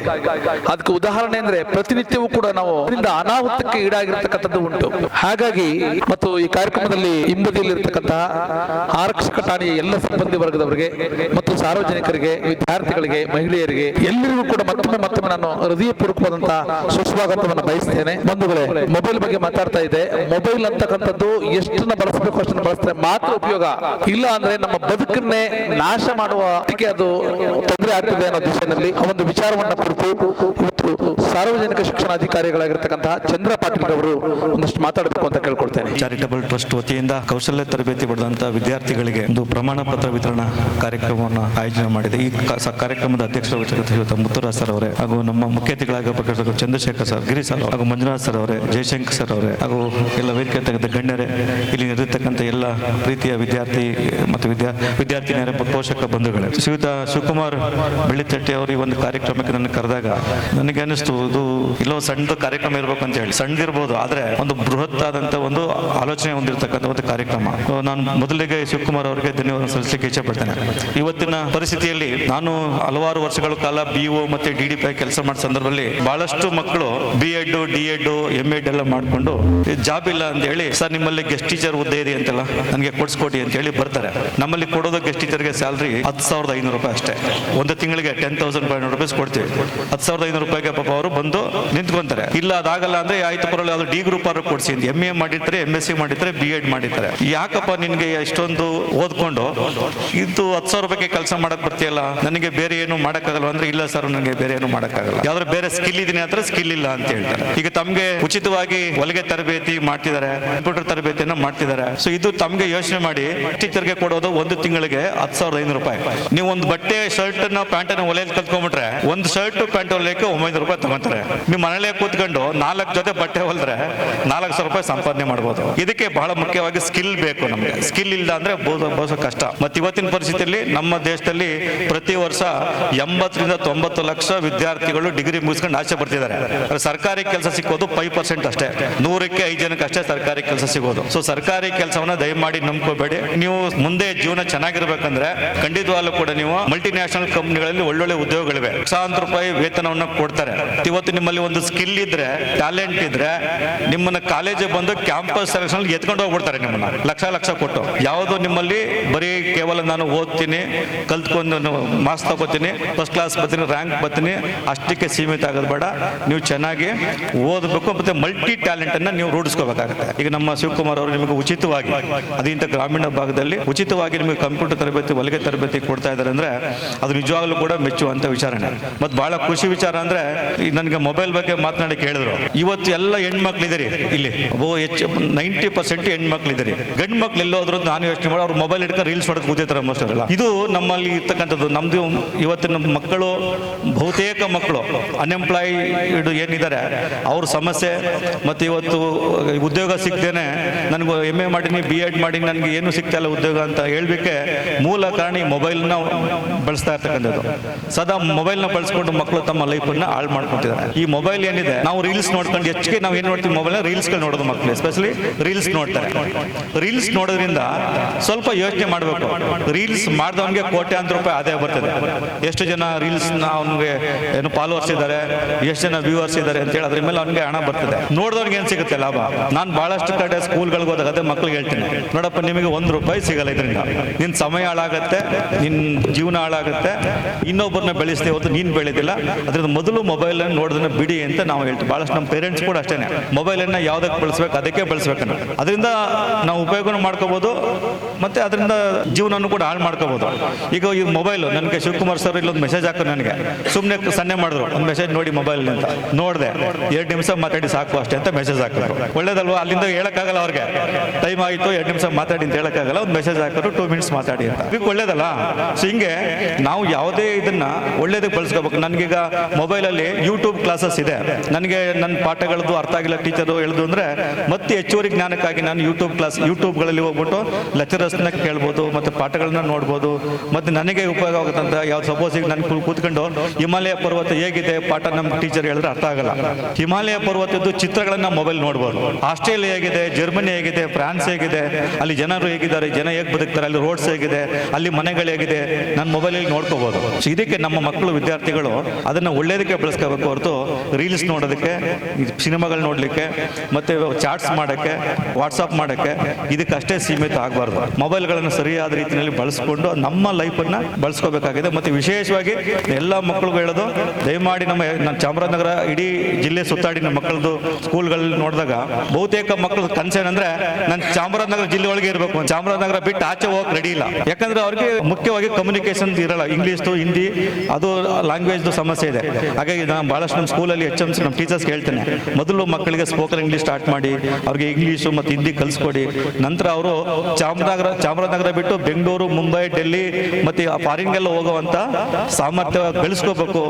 ಅವಾಗ ನಮ್ಮ ಮೊಬೈಲಲ್ಲಿ ಅದೇ ಹೇಳೋದು, ಭಾಳಷ್ಟು ಜನ ನನ್ನ ಸ್ಕೂಲ್ಗಳಿಗೆ ಹೋದಾಗ ಹೇಳ್ತೇನೆ, ಮೊಬೈಲಲ್ಲಿ ಅಥವಾ ಕಂಪ್ಯೂಟರ್ನಲ್ಲಿ ಅಥವಾ ಸ್ಮಾರ್ಟ್ ಕ್ಲಾಸಲ್ಲಿ ನೀವು ಬೇರೆ ಬೇರೆ ಕಂಟ್ರೀಸ್ನ ತೋರಿಸಿ ಮಕ್ಕಳಿಗೆ ದೊಡ್ಡ ದೊಡ್ಡ ಆಸೆಗಳು ಬರಬೇಕು ಅವ್ರಿಗೆ. ನಾನು ಭಾಳಷ್ಟು ಕಡೆ ಹೇಳ್ತೀನಿ ಮಕ್ಕಳಿಗೆ ಹೋದಾಗ, ನಿಮ್ಗೆ ಏನಾಗಬೇಕು ಫ್ಯೂಚರ್ಲಿಂದ್ರೆ ಟೀಚರ್ ಆಗಬೇಕು, ಪೊಲೀಸ್ ಆಗಬೇಕು, ಮತ್ತು ಲಾಯರ್ ಆಗಬೇಕು, ಇಷ್ಟೇ ಹೇಳ್ತೇವೆ ಮಕ್ಕಳು. ಅಂದ್ರೆ ಅವ್ರ ಎದಕ್ಕೆ ಏನು ಕಂಡ್ರೆ ಅಷ್ಟೇನೆ ಅವ್ರಿಗೆ ಆಸೆ. ಅದಕ್ಕೆ ನಾವು ಅವ್ರಿಗೆ ದಿನ ನೋಡ್ತಾರೆ ಮೇಷ್ಟ್ರು, ನಾನು ಮೇಷ್ಟ್ರು ಆಗಬೇಕು ಅಂತಾರೆ. ಅವನು ದಿನ ಯಾವುದೋ ಡಾಕ್ಟ್ರು, ಒಳ್ಳೆ ಡಾಕ್ಟ್ರು, ಒಳ್ಳೆ ಇಂಜಿನಿಯರು ಮತ್ತು ಸೈಂಟಿಸ್ಟು ನೋಡಿದ್ರೆ ಅವನು ಅದನ್ನ ಆಗಬೇಕು ಅಂತಾನೆ. ಅದಕ್ಕೆ ನಾವು ಅಟ್ಲೀಸ್ಟ್ ನಾವು ನಿಜವಾಗಿ ಕರ್ಕೊಂಬಂದು ತೋರ್ಸೋಕ್ಕಾಗಲ್ಲ ಅವನ್ನೆಲ್ಲ. ಈ ಮೊಬೈಲಲ್ಲಿ, ಟಿವಿನಲ್ಲಿ ಇಂಥವನ್ನೆಲ್ಲ ನೋಡಿದ್ರೆ ನಮ್ಮ ಮಕ್ಕಳಲ್ಲಿ ಒಂದು ಆಸೆ ಹುಟ್ಟುತ್ತೆ. ಆ ನಿಟ್ಟಿನಲ್ಲಿ ನಮ್ಮ ಈ ಕೌಶಲ್ಯ ತರಬೇತಿ ಕೇಂದ್ರ ಚಾರಿಟಬಲ್ ಟ್ರಸ್ಟ್ ಏನಿದೆ ಅವ್ರ ವತಿಯಿಂದ ನಮ್ಮ ಮಕ್ಕಳಿಗೆ ವಿಶೇಷವಾದಂತಹ ಒಂದು ತರಬೇತಿಗಳನ್ನ ಆಯೋಜನೆ ಮಾಡಬೇಕಂತದ್ದು ಬಹಳ ಖುಷಿ ವಿಚಾರ. ಇದರ ಸದುಪಯೋಗ ಪಡ್ಕೊಂಡವೆಲ್ಲ ಇದ್ರ ಅನುಕೂಲ ಪಡ್ಕೊಳ್ಳಿ. ಮತ್ತೆ ನಿಮ್ಮ ಎಜುಕೇಶನ್ ಜೊತೆ ಒಂದು ಸ್ಕಿಲ್ ಬೇಕೇ ಬೇಕು. ಸ್ಕಿಲ್ ಇದ್ರೆ ಮಾತ್ರ ನೀವು ಪ್ರಪಂಚದಲ್ಲಿ ಬದುಕಲಿಕ್ಕೆ ಸಾಧ್ಯ ಇದೆ. ಆ ಸ್ಕಿಲ್ ನೀವು ಬೆಳೆಸ್ಕೋಬೇಕು. ಮತ್ತೆ ಇದೊಂದು ಅಡಿಷನಲ್ ಆಗಿ ಶಿಕ್ಷಣ ಜೊತೆಗೆ ಹೆಚ್ಚುವರಿ ಸಮಯ ಸಾಟರ್ಡೆ ಸಂಡೇ ಮತ್ತೆ ಶಾಲಾ ಅವಧಿ ನಂತರ ಶಾಲಾ ಅವಧಿ ಮುಂಚೆ ನೀವು ಹೆಚ್ಚುವರಿ ಜ್ಞಾನವನ್ನ ಗಳಿಸ್ಕೊತಿದ್ರಿ. ಅದು ನಿಮ್ಗೆ ಖಂಡಿತವಾಗ್ಲೂ ಒಳ್ಳೆಯದಾಗುತ್ತೆ ಅಂತ ಹೇಳ್ತಾ ಈ ಒಂದು ಕಾರ್ಯಕ್ರಮವನ್ನು ತರಿಸಿ ನಿಮ್ಮೊಟ್ಟಿಗೆ ಒಂದೆರಡು ಮಾತುಗಳನ್ನು ಆಡಲಿಕ್ಕೆ ಅವಕಾಶ ಕೊಡೋಕ್ಕೆ ನಮಸ್ಕಾರ. ವಿಷಯಗಳಿವೆ, ಅಂತಹ ವಿಷಯಗಳನ್ನ ತಿಳುವಳಿಕೆಗಾಗಿ ನೋಡ್ಕೊಳ್ಳಿಕ್ಕೋಸ್ಕರವಾಗಿ ಮೊಬೈಲ್ ಬಳಕೆ ಮಾಡ್ಕೊಳ್ಳಿ. ಅರೆ ಅನ್ಯ ಕಾರ್ಯಕ್ಕೆ, ಸಿನಿಮಾ ನೋಡ್ಲಿಕ್ಕೆ ಅಥವಾ ಚಾಟ್ ಮಾಡ್ಲಿಕ್ಕೆ, ರೀಲ್ಸ್ ಮಾಡ್ಲಿಕ್ಕೆ ಮೊಬೈಲ್ ಬಳಸೋದ್ರಿಂದ ನಿಮ್ಮ ಬದುಕು ಹಾಳಾಗುತ್ತೆ ಅನ್ನುವಂತ ಮಾತು ಹೇಳಿದ್ದಾರೆ. ಅತಿ ಹೆಚ್ಚು ಹುಲಿ ಇರುವಂತ ರಾಜ್ಯ ಮಧ್ಯಪ್ರದೇಶ. ಅದಕ್ಕಿಂತ ಒಂದು 2-3 ಅಷ್ಟೇ ಕಡಿಮೆ ಇರೋದು ಕರ್ನಾಟಕ. ಅದಕ್ಕಿಂತ ಹಿಂದೆ ಈ ರಾಜ್ಯ ಏನೋ ದೇಶದಲ್ಲಿ ಅತಿ ಹೆಚ್ಚು ಹುಲಿ ಇರುವಂತ ರಾಜ್ಯ. ಕರ್ನಾಟಕದಲ್ಲಿ ಅತಿ ಹೆಚ್ಚು ಹುಲಿ ಇರುವಂತ ಜಿಲ್ಲೆ ಯಾವ್ದು ಗೊತ್ತಾ? ನಗರ ಅಲ್ವಾ? ಅತಿ ಹೆಚ್ಚು ಹುಲಿ ಇರುವಂತ ಈ ಜಿಲ್ಲೆನಲ್ಲಿ ತಾವೆಲ್ಲ ಇದ್ದೀರಿ. ಇಡೀ ರಾಜ್ಯದಲ್ಲಿ ಉತ್ತರ ಕನ್ನಡ ಜಿಲ್ಲೆ ಬಿಟ್ರೆ ಅತಿ ಹೆಚ್ಚು ಅರಣ್ಯ ಪ್ರದೇಶ ಇರುವಂತ ಜಿಲ್ಲೆ ಚಾಮರಾಜನಗರ. ಬಟ್ ದುರಂತ ಏನಂತಂದ್ರೆ ಇಷ್ಟೆಲ್ಲ ಅಂದ್ರೆ ಬಂಡೀಪುರದಿಂದ ಹಿಡಿದು, ಬಂಡೀಪುರ ಚಾಮರಾಜನಗರ ಜಿಲ್ಲೆಗೆ ಬರುತ್ತಲ್ವಾ, ಬಂಡೀಪುರದಿಂದ ಹಿಡಿದು BR ಟೈಗರ್ ರಿಸರ್ವ್ ಹಿಡಿದು ಮಲೆಮಹದೇಶ್ವರ ಬೆಟ್ಟ, ಕಾವೇರಿ ವೈಲ್ಡ್ ಲೈಫ್ ಎಲ್ಲಾನು ಕೂಡ ಚಾಮರಾಜನಗರ ಜಿಲ್ಲೆಗೆ ಬರುತ್ತೆ. ಅತಿ ಹೆಚ್ಚು ಅರಣ್ಯ ಪ್ರದೇಶ ಇದೆ. ದುರಂತ ಏನಂತಂದ್ರೆ ಇವತ್ತಿಗೂ ಆಲ್ಮೋಸ್ಟ್ 2-3 ತಿಂಗಳಿಂದ ಚಾಮರಾಜನಗರದ ಜಿಲ್ಲಾ ಕೇಂದ್ರವಾಗಿದ್ದ ಚಾಮರಾಜನಗರದಲ್ಲಿ ಅರ್ಧಕ್ಕರ್ಧ ಸಿಟಿ ಒಳಗಡೆ ಬೋರ್ವೆಲ್ಗಳಲ್ಲಿ ಎಲ್ಲೂ ನೀರು ಬರ್ತಾ ಇಲ್ಲ. ಎಲ್ಲೂ ಕೂಡ ನೀರಿಲ್ಲ. ತಳಮಟ್ಟ ಫುಲ್ ಕುಸಿದೋಗ್ಬಿಟ್ಟಿದೆ. ಕಾಡು ಇದೆ, ಅರಣ್ಯ ಪ್ರದೇಶನೂ ಜಾಸ್ತಿ ಇದೆ. ಅಟ್ ದ ಸೇಮ್ ಟೈಮ್ ನೀರು ಬರ್ತಾ ಇಲ್ಲ. ಯಾಕಂತಂದ್ರೆ ನಾವು ಅಲ್ಲಿರುವಂತ ನ್ಯಾಚುರಲ್ ಫಾರೆಸ್ಟ್ ಕನ್ಸರ್ವೇಷನ್ ಮಾಡಿದೀವಿ. ಇಲ್ಲಿರುವಂತ ಜಮೀನುಗಳು, ಖಾಲಿ ಜಾಗಗಳು, ಸರ್ಕಾರಿ ಜಾಗಗಳು, ಈ ಜಾಗಗಳಲ್ಲೆಲ್ಲ ಗಿಡ ನೆಡದೇ ಇರೋದ್ರಿಂದ ಅತಿ ಹೆಚ್ಚು ಹೆಚ್ಚು ಹೆಚ್ಚು ಕ್ವಾರಿಗಳಾಗಿರೋದ್ರಿಂದ ಕ್ವಾರಿಗಳಾಗ್ದಾಗ ಏನಾಗ್ತದೆ, ಇರುವಂತ ನೀರೆಲ್ಲ ಬಸ್ಬಿಟ್ಟು ಒಳಗಡೆ ಆಗಿ ನೀರಿನ ಲೆವೆಲ್ ಎಲ್ಲ ಕುಸಿದೋಗ್ಬಿಟ್ಟು ರೈತರಿಗೆ, ಜನರಿಗೆ ನೀರು ಇಲ್ದಂಗೆ ಆಗ್ಬಿಟ್ಟು. ಸೊ ನಾವು ನೀವೇನ್ ಮಾಡ್ಬೋದು, ವಿದ್ಯಾರ್ಥಿಗಳು, ಸಾರ್ವಜನಿಕ ನಾವೆಲ್ಲ ಏನ್ ಮಾಡ್ಬೋದು, ಸಿಂಪಲ್ ಆಗಿ 1-2-3 ವಿಷಯಗಳು ಹೇಳ್ತೀವಿ. ಈಗ ಮಾವಿನ ಹಣ್ಣು ಮತ್ತೆ ಹಲಸಿನ ಹಣ್ಣು ಸೀಸನ್ ಅಲ್ವಾ,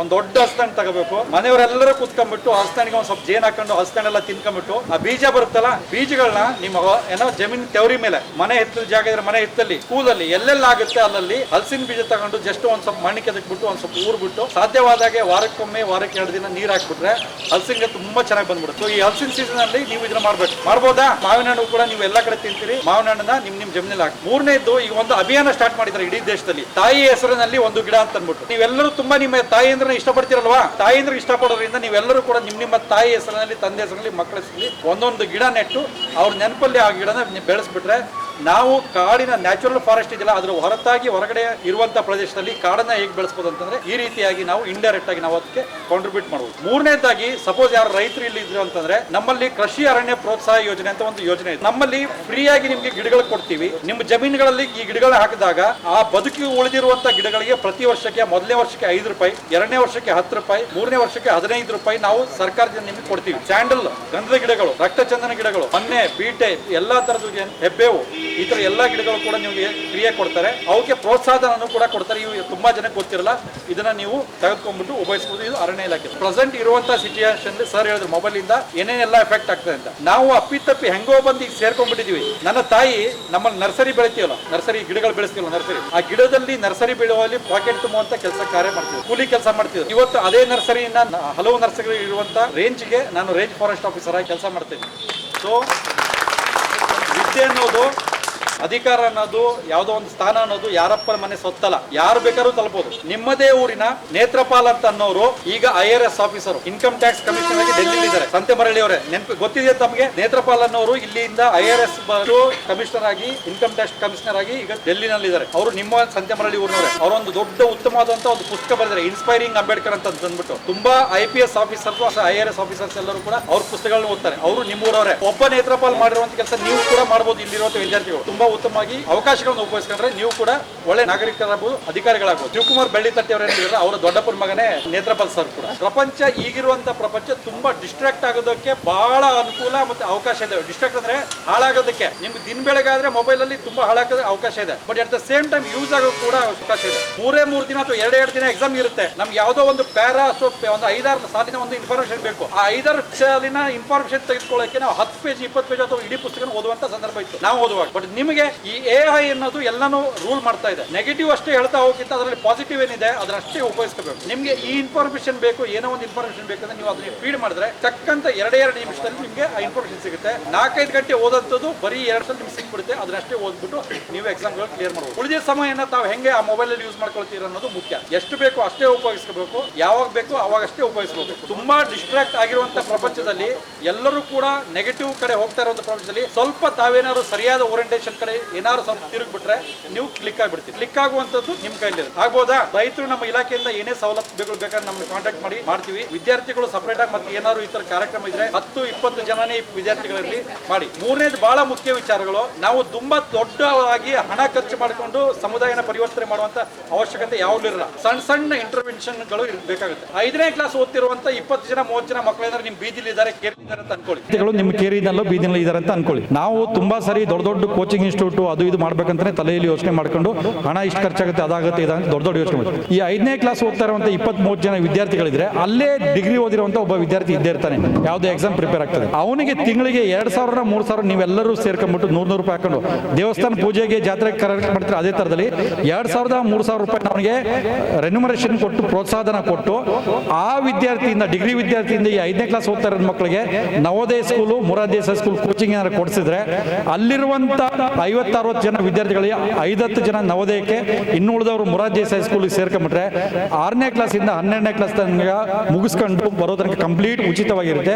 ಅಲ್ಲಿ ಮುಗಿಸ್ಕೊಂಡು ಹೊರ ಬರೋ ತನಕ ಅವನು ಸಂಪೂರ್ಣವಾಗಿ ಒಬ್ಬ ನಾಗರಿಕನಾಗಿ ಪ್ರಪಂಚದ ಎಲ್ಲೇ ತಗೊಂಡು ಹೋಗ್ಬಿಟ್ರು ಕೂಡ ಅಲ್ಲಿ ಬದುಕುವಂತ ಒಂದು ಕೆಪಾಸಿಟಿ ಇರುವಂತ ಒಬ್ಬ ವಿದ್ಯಾರ್ಥಿಯಾಗಿ ಹೊರಗೆ ಬರ್ತಾನೆ. ಹಾಗಾಗಿ ನಿಮ್ಮ ಕೇರಿಗಳಲ್ಲಿ ಬೀದಿಗಳಲ್ಲಿ ಈ ಸರ್ಕಾರಿ ವ್ಯವಸ್ಥೆಯಲ್ಲಿ ಇರುವಂತ ಈ ಸೌಲಭ್ಯಗಳನ್ನು ಉಳಿಸ್ಕೊಂಡು ವಿದ್ಯಾರ್ಥಿಗಳನ್ನ ಮುಂದುವರಿಯಕ್ಕೆ ಅನುಕೂಲ ಮಾಡ್ಕೊಳ್ಳೋಕೆ ಮಾಡಿ ಅಂತ ಹೇಳ್ಬಿಟ್ಟು ನಾನು ಒಂದೆರಡು ಮಾತು ಮುಗಿಸ್ತೀನಿ. ಎಲ್ಲರಿಗೂ ನಮಸ್ಕಾರ. ಸೊ ವಿಶೇಷವಾಗಿ ಶಿವಕುಮಾರ್ ಬೆಳ್ಳಿತಟ್ಟಿ ಅವರು ರಾಜ್ಯಾದ್ಯಂತ ಬಹಳ ಹೆಸರು ಮಾಡಿರುವಂತ ವ್ಯಕ್ತಿಗಳು. ತಮ್ಗೆ ಗೊತ್ತಿದೆ ಇಲ್ಲೋ, ಬಟ್ ರಾಜ್ಯಾದ್ಯಂತ ಎಲ್ಲಾ ಕಡೆ ಅವರು ಪತ್ರಕರ್ತರಾಗಿ ಜನರಲ್ ಸೆಕ್ರೆಟರಿ ಆಗಿದ್ದಾರೆ. ಉತ್ತಮ ಕಾರ್ಯಕ್ಕೆ ತಮ್ಮೆಲ್ಲರ ಪರವಾಗಿ ಧನ್ಯವಾದ ಮತ್ತು ಅಪ್ರಿಸಿಯೇಷನ್ ಕೊಡ್ತೀವಿ. ನಮಸ್ಕಾರಗಳು. Thank you. ಮನುಷ್ಯನ ಬದುಕಿಗೆ ಒಂದು ಅವಿನಾಭಾವ ಸಂಬಂಧ. ಆ ಗಿಡಮರಗಳನ್ನ ಮತ್ತು ಪರಿಸರವನ್ನ ನಾವು ಎಷ್ಟು ಮಟ್ಟಿಗೆ ನೋಡ್ಕೋತೀವೋ ಅಷ್ಟು ಮಟ್ಟಿಗೆ ನಮ್ಮ ಬದುಕುಗಳನ್ನು ಚಂದವಾಗಿ ಕಟ್ಕೊಳ್ಳಿಕ್ಕೆ ಸಾಧ್ಯ ಇದೆ. ಆ ದಿಸೆಯಲ್ಲಿ ನಮ್ಮ ಅರಣ್ಯ ವಲಯಾಧಿಕಾರಿಗಳು ನಿಮಗೆ ಸಾಕಷ್ಟು ವಿಚಾರಗಳನ್ನು ಮನದಟ್ಟು ಮಾಡಿದ್ದಾರೆ. ಅವರಿಗೆ ಅನಂತ ಧನ್ಯವಾದಗಳನ್ನ ಅರ್ಪಿಸ್ತೇವೆ. ಬಂಧುಗಳೇ, ಕಲಿಕೆ ಅನ್ನೋದು ನಿರಂತರ ವಯೋವೃದ್ಧಾಗುವವರೆಗೂ ಕೂಡ ಕಲಿಬಹುದು. ಅದಕ್ಕೆ ತೃಪ್ತಿನೇ ಇರೋದಿಲ್ಲ, ಕಲಿಯುವ ಮನಸ್ಸಿದ್ರೆ. ಆ ದಿಸೆಯಲ್ಲಿ ಇವತ್ತು ಚಾಮರಾಜನಗರದ ದಕ್ಷ ಅಧಿಕಾರಿಗಳಾಗಿರ್ತಕ್ಕಂತಹ ಮಾನ್ಯ ಜಿಲ್ಲಾ ಪೊಲೀಸ್ ವರಿಷ್ಠಾಧಿಕಾರಿಗಳು ಮುತ್ತುರಾಜ್ ಸರ್ ಅವರು ನಿಮಗೆ ಒಂದು ವಿಚಾರ ಏನಂದ್ರೆ, ಈ ವಿದ್ಯಾರ್ಥಿಗಳೇ ನಾನು SSLC PUC ಅಥವಾ ಡಿಗ್ರಿ ಮತ್ತೊಂದನ್ನು ಓದ್ಬಿಟ್ರೆ ನಿಮ್ಗೆ ಏನಿಸ್ಬಿಡುತ್ತೆ ಅಂದ್ರೆ ನನ್ನ ಓದ್ ಮುಗೀತು, ನಂದೆಲ್ಲ ಆಯ್ತು, ನಾನು ಏನೋ ಒಂದು ಉನ್ನತ ಸ್ಥಾನಕ್ಕೆ ಹೋಗಿದ್ದೇನೆ ಅನ್ನೋ ಭಾವನೆ ಉಟ್ಕೊಂಡ್ಬಿಡುತ್ತೆ. ಇವತ್ತಿಗೂ ಕೂಡ ಮುತ್ತುರಾಜ್ ಸರ್ ಅವರು ಕೈ ತುಂಬಾ ಸಂಬಳ ತಗೋತಾ ಇದ್ರು, ಒಂದು ಒಳ್ಳೆ ಅಧಿಕಾರದಲ್ಲಿ ಇದ್ರು ಕೂಡ ಇನ್ನು ಓದ್ತಿದ್ದಾರೆ. ದೊಡ್ಡ ಚಪ್ಪಾಳೆ ಹೊಡಿರಿ. ಅವರು ಈಗ ಡಾಕ್ಟರೇಟ್ ಮಾಡ್ಲಿಕ್ಕೋಸ್ಕರವಾಗಿ ಅವರು ಇವತ್ತು ಕೂಡ ಸ್ಟಡಿ ಮಾಡ್ತಿದ್ದಾರೆ. ಹಾಗಾಗಿ ಅದರ ಮೂಲಕ ಇವತ್ತು ಕೂಡ ಅಷ್ಟರ ಮಟ್ಟಿಗೆ ಈ ಸೊಸೈಟಿಯನ್ನ ಅತ್ಯಂತ ಜೋಪಾನವಾಗಿ ಕಾಯುವಂತಹ ಕೆಲಸವನ್ನ ಅವರು ನಿರ್ವಹಿಸ್ತಾ ಇದ್ದಾರೆ. ಹಾಗಾಗಿ ಅಂತ ಒಬ್ಬ ಅಧಿಕಾರಿಗಳು ಚಾಮರಾಜನಗರ ಜಿಲ್ಲೆಗೆ ಬಂದಿರತಕ್ಕಂಥದ್ದು ನಮಗೆಲ್ಲ ಹೆಮ್ಮೆ ಅಂತ ಅನ್ನಿಸ್ತಾ ಈಗ ಅವರಿಗೆ ಮಾತಾಡಬೇಕು ಅಂತ ಕೇಳ್ಕೊಳ್ತೇನೆ. ಈ ದಿನ ವೇದಿಕೆ ಮೇಲೆ ಉಪಸ್ಥಿತರಿರುವಂತಹ ಎಲ್ಲ ಅಧಿಕಾರಿಗಳೇ ಮತ್ತು ಗಣ್ಯರೇ, ವೇದಿಕೆ ಮುಂಭಾಗ ಉಪಸ್ಥಿತರಿರುವಂತಹ ಎಲ್ಲ ಶಿಬಿರಾರ್ಥಿಗಳೇ, ಶಿವಕುಮಾರ್ ಬೆಳ್ಳಿತಟ್ಟಿ ಅವರು ಅವ್ರದ್ದು DM ಚಾರಿಟಬಲ್ ಟ್ರಸ್ಟ್ ಬಗ್ಗೆ ಸುಮಾರು ನನಗೆ ಬೆಂಗಳೂರಲ್ಲಿದ್ದಾಗ ಮತ್ತೆ ಸುಮಾರು ಸರಿ ಹೇಳಿದ್ದಾರೆ. ಮತ್ತೆ ಇವತ್ತು ಕೂಡ ನಾನು ನೋಡಿದೆ, ಇದು ಟ್ರಸ್ಟ್ ಅತ್ಯುತ್ತಮವಾಗಿ ಕೆಲಸ ಮಾಡ್ಕೊಂಡು ಬರ್ತಾ ಇದೆ. ತಾವೆಲ್ಲ ಗ್ರಾಮೀಣ ಪ್ರದೇಶ ಅಂದ್ರೆ ಹಿಂದುಳಿದಿರೋ ಪ್ರದೇಶ ಅಂತ, ಈಗ ಸಿಟಿ ಕಂಪೇರ್ ಮಾಡಿದ್ರೆ ಗ್ರಾಮೀಣ ಪ್ರದೇಶ ಅಂದ್ರೆ ಹಿಂದುಳಿದ ಪ್ರದೇಶ ಅಂತ ಹೇಳಿ.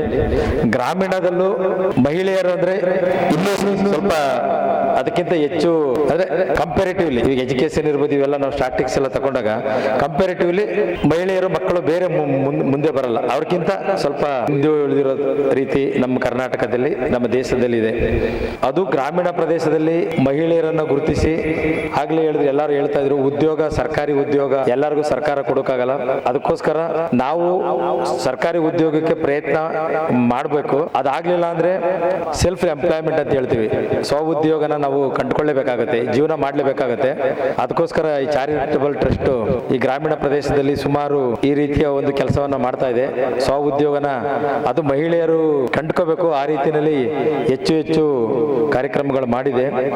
ಈ ದಿನ ಹೊಲಿಗೆ ಯಂತ್ರ ಬಗ್ಗೆ ತರಬೇತಿ ಕಾರ್ಯಕ್ರಮನ ಮಾಡಿ ತಮಗೆ ಸರ್ಟಿಫಿಕೇಟ್ ಕೂಡ ಕೊಡ್ತಾ ಇದ್ದಾರೆ.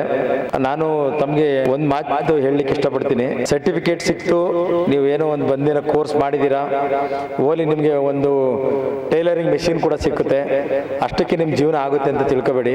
ಯಾಕೆಂದ್ರೆ ಎಲ್ಲದಕ್ಕೂ ಕೌಶಲ್ಯ ಅಭಿವೃದ್ಧಿ ಅಂತ ಅಲ್ಲಿದೆ ನೋಡಿ. ಅಲ್ಲಿ ಸ್ಕಿಲ್ ಡೆವಲಪ್ಮೆಂಟ್ ಇರಲೇಬೇಕು. ಆಕ್ಚುಲಿ ಯಾರಿಗೆ ಸ್ಕಿಲ್ ಇಲ್ಲ ಅಂದ್ರೆ ನಿಮ್ಗೆ ಏನಿದ್ರು ಉಪಯೋಗ ಇಲ್ಲ.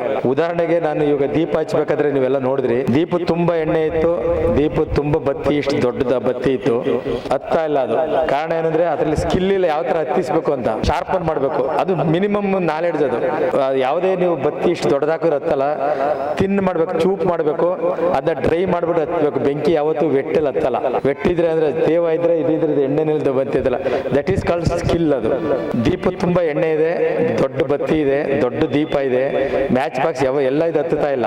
ನಿಮ್ಗೆ ಎಲ್ಲ ಇದೆ, ಮೆಷಿನ್ ಇದೆ, ಸರ್ಟಿಫಿಕೇಟ್ ಇದೆ, ಎಲ್ಲವೂ ಇದೆ, ಬಟ್ಟೆ ಇದೆ, ಎಲ್ಲ ಇದೆ, ಆದ್ರೂ ನೀವು ಸಕ್ಸಸ್ ಆಗ್ತಿಲ್ಲ. ಕಾರಣ ಸ್ಕಿಲ್ ಇರಲ್ಲ ನಿಮಗೆ. ಉದಾಹರಣೆಗೆ ನಾನು ಒಬ್ಬ ವ್ಯಕ್ತಿದು ಹೇಳಲಿಕ್ಕೆ ಇಷ್ಟಪಡ್ತೀನಿ. ನಾನು ಮೈಸೂರು DCP ಲ್ಯಾಂಡ್ ಆರ್ಡರ್ ಇದ್ದಾಗ ಒಬ್ಬ KRS ಇಂದ ಒಬ್ಬ ವ್ಯಕ್ತಿ ಬಂದಿದ್ದ. ಅವ್ರೇನೋ ಎತ್ತಿನ ಗಾಡಿ ಓಟ ಸ್ಪರ್ಧೆಗೆ ಪರ್ಮಿಷನ್ ಕೇಳಲಿಕ್ಕೆ ಬಂದಿದ್ದ. ಒಂದು 7-8 ಜನ ಬಂದಿದ್ರು ಹಳ್ಳಿಯಿಂದ, KRS ಇಂದ. ಒಬ್ಬ ಮಾತ್ರ ಚೆನ್ನಾಗಿ ಡ್ರೆಸ್, ಶರ್ಟ್ ತುಂಬಾ ಚೆನ್ನಾಗಿ ಕಾಣಿಸ್ತಾ ಇತ್ತು. ಎಲ್ಲಪ್ಪ ಶರ್ಟ್ ಏನ್ ರೆಡಿ ಬೇಡ ಅಂದ್ರೆ, ಇಲ್ಲ ಸರ್ ಸ್ಟಿಚ್ಡ್ ಅಂತ ಹೇಳ್ದ. ಎಲ್ಲಿ ಅಂತ, ನಮ್ಮ KRS ಅಲ್ಲಿ ಒಬ್ಬ ಕುಮಾರ್ ಅಂತ ಇದ್ದಾನೆ ಸರ್, ಅವನೇ ಮಾಡ್ತಾನೆ, ಒಂದು ಸಣ್ಣ ಅಂಗಡಿ ಇಟ್ಕೊಂಡಿದ್ದಾನೆ, ಗಂಡ ಹೆಂಡತಿ ಕೆಲಸ ಮಾಡ್ತಾರೆ ಅಂತ. ಚೆನ್ನಾಗಿ ಹೊಲಿದಾನ, ಕರ್ಕೊಂಬನ್ನಿ ಅಂದ್ಬಿಟ್ಟು ಅವ್ನಿಗೆ ಫೋನ್ ಮಾಡ್ಬಿಟ್ಟು ನಮ್ಮ ಆಫೀಸ್ ನೆಕ್ಸ್ಟ್ ಡೇ ಬಂದ. ಅವತ್ತು ನಾನು ಸಿಕ್ಕಿಲ್ಲ ಪಾಪ, ಅವ್ನಿಗೆ ಎಷ್ಟು 2-3 ದಿನ ಕಾಯ್ಕೊಂಡಿದ್ದೆ ನನಗೆ. ಆಮೇಲೆ ನಂತರ ನಾನೊಂದು ಬಟ್ಟೆ ತಗೊಡ್ತೀನಿ ಹೊಲಿತೀಯ ಅಂತ ಹೇಳಿದೆ. ಅದು ಮಫ್ತಿ ಅಂದ್ರೆ ಯೂನಿಫಾರ್ಮ್ ಅಲ್ಲ, ಬಟ್ಟೆ ತಗೊಂಡೋದ ಸ್ಟಿಚ್ ತುಂಬಾ ಪರ್ಫೆಕ್ಟ್ ಆಗಿ ತುಂಬಾ ಇಷ್ಟ ಆಯ್ತು ನನಗೆ. ಒಂದು ಕೆಲಸ ಮಾಡಿ ಯೂನಿಫಾರ್ಮ್ ಹೊಲಿತೀಯ ಅಂತ ಕೇಳಿದೆ ಅವನಿಗೆ. ಇಲ್ಲ ಸರ್ ನನಗೆಲ್ಲ ಗೊತ್ತಿಲ್ಲ ಅಂತ. ಟ್ರೈ ಮಾಡು, ಪ್ರಯತ್ನ ಮಾಡು, ನಂದೇ ಒಂದು ಯೂನಿಫಾರ್ಮ್ ಕೊಡ್ತೀನಿ ಅಂತ. ನಾವು ಬೆಳಗಾಮಲ್ಲಿ ಬಟ್ಟೆ ಹೊಲಿಸ್ತೀವಿ, ಬೆಳಗಾಂ ಯೂನಿಫಾರ್ಮ್, ಬೆಳಗಾಂ ಇಲ್ಲಾಂದ್ರೆ ಬೆಂಗಳೂರು. ಯೂನಿಫಾರ್ಮ್ ಸ್ಟಿಚಿಂಗ್ ಎಲ್ಲರಿಗೂ ಬರಲ್ಲ, ಅದು ತುಂಬಾ ಸ್ಕಿಲ್ ಬೇಕು. ಅದಕ್ಕೆ ಸ್ಕಿಲ್ಗೆ ಹೇಳ್ತೀನಿ, ನಾನು ಸ್ಕಿಲ್ಗೋಸ್ಕರ ಹೇಳ್ತಾ ಇರೋದು. ಅವನು ಆಯ್ತು ಸರ್ ಕೊಡಿ, ನಿಮ್ದು ಹಳೇದೊಂದು ಯೂನಿಫಾರ್ಮ್ ಕೊಟ್ಟೆ, ಯಾವುದೋ ಸುಮ್ಮನೆ ತುಂಬಾ ಕಾಸ್ಟ್ಲಿ ಇದೆಲ್ಲ, ತುಂಬಾ ಚೀಪ್ ಆಗಿರೋದೊಂದು ತಗೊಟ್ಟೆ ಬಟ್ಟೆನ. ಆಯ್ತು ವೇಸ್ಟ್ ಆದ್ರೂ ಪರವಾಗಿಲ್ಲ, ಟ್ರೈ ಮಾಡು ನೋಡೋಣ, ಒಳ್ಳೆ ಸ್ಕಿಲ್ ಇದೆ ನಿನಗೆ ಅಂತ. ಅವನು ನೋಡಿ ಒಂದು 15 ದಿನ ತಗೊಂಡ. ಅವನು ಹೆಂಡತಿ ಬಂದು ನಮ್ಮ ಮನೆಗೆ ಯೂನಿಫಾರ್ಮ್ ಹಾಕಿ ನೋಡಿದೆ, ತುಂಬಾ ಇಷ್ಟ ಆಯ್ತು. ಸ್ವಲ್ಪ ಕರೆಕ್ಷನ್ಸ್ ಇತ್ತು, ಈ ಕರೆಕ್ಷನ್ ಮಾಡ್ಕೊಬಾ ಅಂತ ಹೇಳಿದೆ. ಕರೆಕ್ಷನ್ ಮಾಡ್ಕೊಂಡು ಬಂದ. ಚೆನ್ನಾಗಿರೋದೊಂದು ಬಟ್ಟೆ ಕೊಡಿಸ್ತೀನಿ ಹೊಲ್ಕೊಬಾ ಅಂತ ಹೇಳಿದೆ. ಚೆನ್ನಾಗಿರೋದೊಂದು ಕೊಡಿಸ್ದೆ, ತುಂಬಾನೇ ಚೆನ್ನಾಗಿ ಸ್ಟಿಚ್ ಮಾಡ್ಕೊಂಡು ಬಂದ. ಮತ್ತೆ ಅವನಿಗೆ ನೋಡಿ, ನಾನು ನಮ್ದು ಕ್ರೈಮ್ ಮೀಟಿಂಗ್ ಅಲ್ಲಿ ಸುಮಾರು ಒಂದು 150-200 ಜನ ಆಫೀಸರ್ಸ್, DCPಗಳು, ಇನ್ಸ್ಪೆಕ್ಟರ್ ಮತ್ತೆ ACPs ಎಲ್ಲ ಇದ್ರು. ಮೀಟಿಂಗ್ ದಿನ ಕರೆದ್ಬಿಟ್ಟು ನೋಡಿ, ನಾನು ಯೂನಿಫಾರ್ಮ್ ಹಾಕೊಂಡಿದ್ದೆ ಅವತ್ತು, ಅದನ್ನ ಹಾಕೊಂಡು ಹೋಗಿದೆ.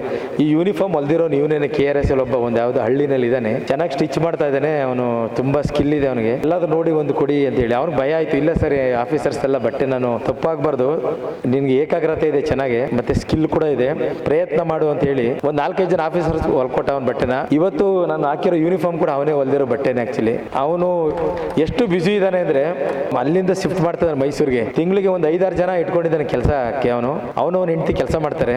ಮತ್ತೆ 2-2 ಲಕ್ಷ ರೂಪಾಯಿ ಮಿನಿಮಮ್ ಸಂಪಾದನೆ ಮಾಡ್ತಾನೆ ತಿಂಗಳಿಗೆ. ಅಂದ್ರೆ ಕಾರಣ ಏನಂದ್ರೆ ಅವನಿಗೆ ಸ್ಕಿಲ್, ಪ್ರತಿಭೆ ನೋಡಿ ಯಾವುದೇ ಮೂಲಲ್ಲಿದ್ರೆ ಯಾರಾದ್ರೂ ಗುರುತಿಸ್ತಾರೆ. ಪ್ರತಿಭೆನ ಯಾರಾದ್ರೂ ಗುರುತಿಸ್ಬೇಕು. ನಿಮ್ಗೆ ಏನು ಇಲ್ಲ, ನನ್ನ ಹತ್ರ ದೊಡ್ಡ ಮೆಷಿನ್ ಇದೆ, 20 ಜನ ಇಟ್ಕೊಂಡಿದ್ದೀನಿ, ಬಟ್ಟೆ ಹೊಲಿತಾ ಇದ್ದೀನಿ, ಯಾರು ಬರಲ್ಲ ಅಂದ್ರೆ ಯಾರು ಬರಲ್ಲ. ಸ್ಕಿಲ್ ಇರಬೇಕು. ಎಲ್ಲಿವರೆಗೆ ನಿಮಗೆ ಕೌಶಲ್ಯಾಭಿವೃದ್ಧಿ ಇರಲ್ಲ, ನಾನು ದೀಪದ್ದು ಹೇಳಿದೆ, ಇದೊಂದು ಹೇಳಿದೆ, ಅಲ್ಲಿವರೆಗೆ ಯಾರೂ ನಿಮ್ಮನ್ನ ಬಂದು ಗುರುತಿಸಲ್ಲ. ನಿಮ್ಮ ಪ್ರತಿಭೆ ಇದ್ರೆ, ಸ್ಕಿಲ್, ಏಕಾಗ್ರತೆ ಬೇಕು.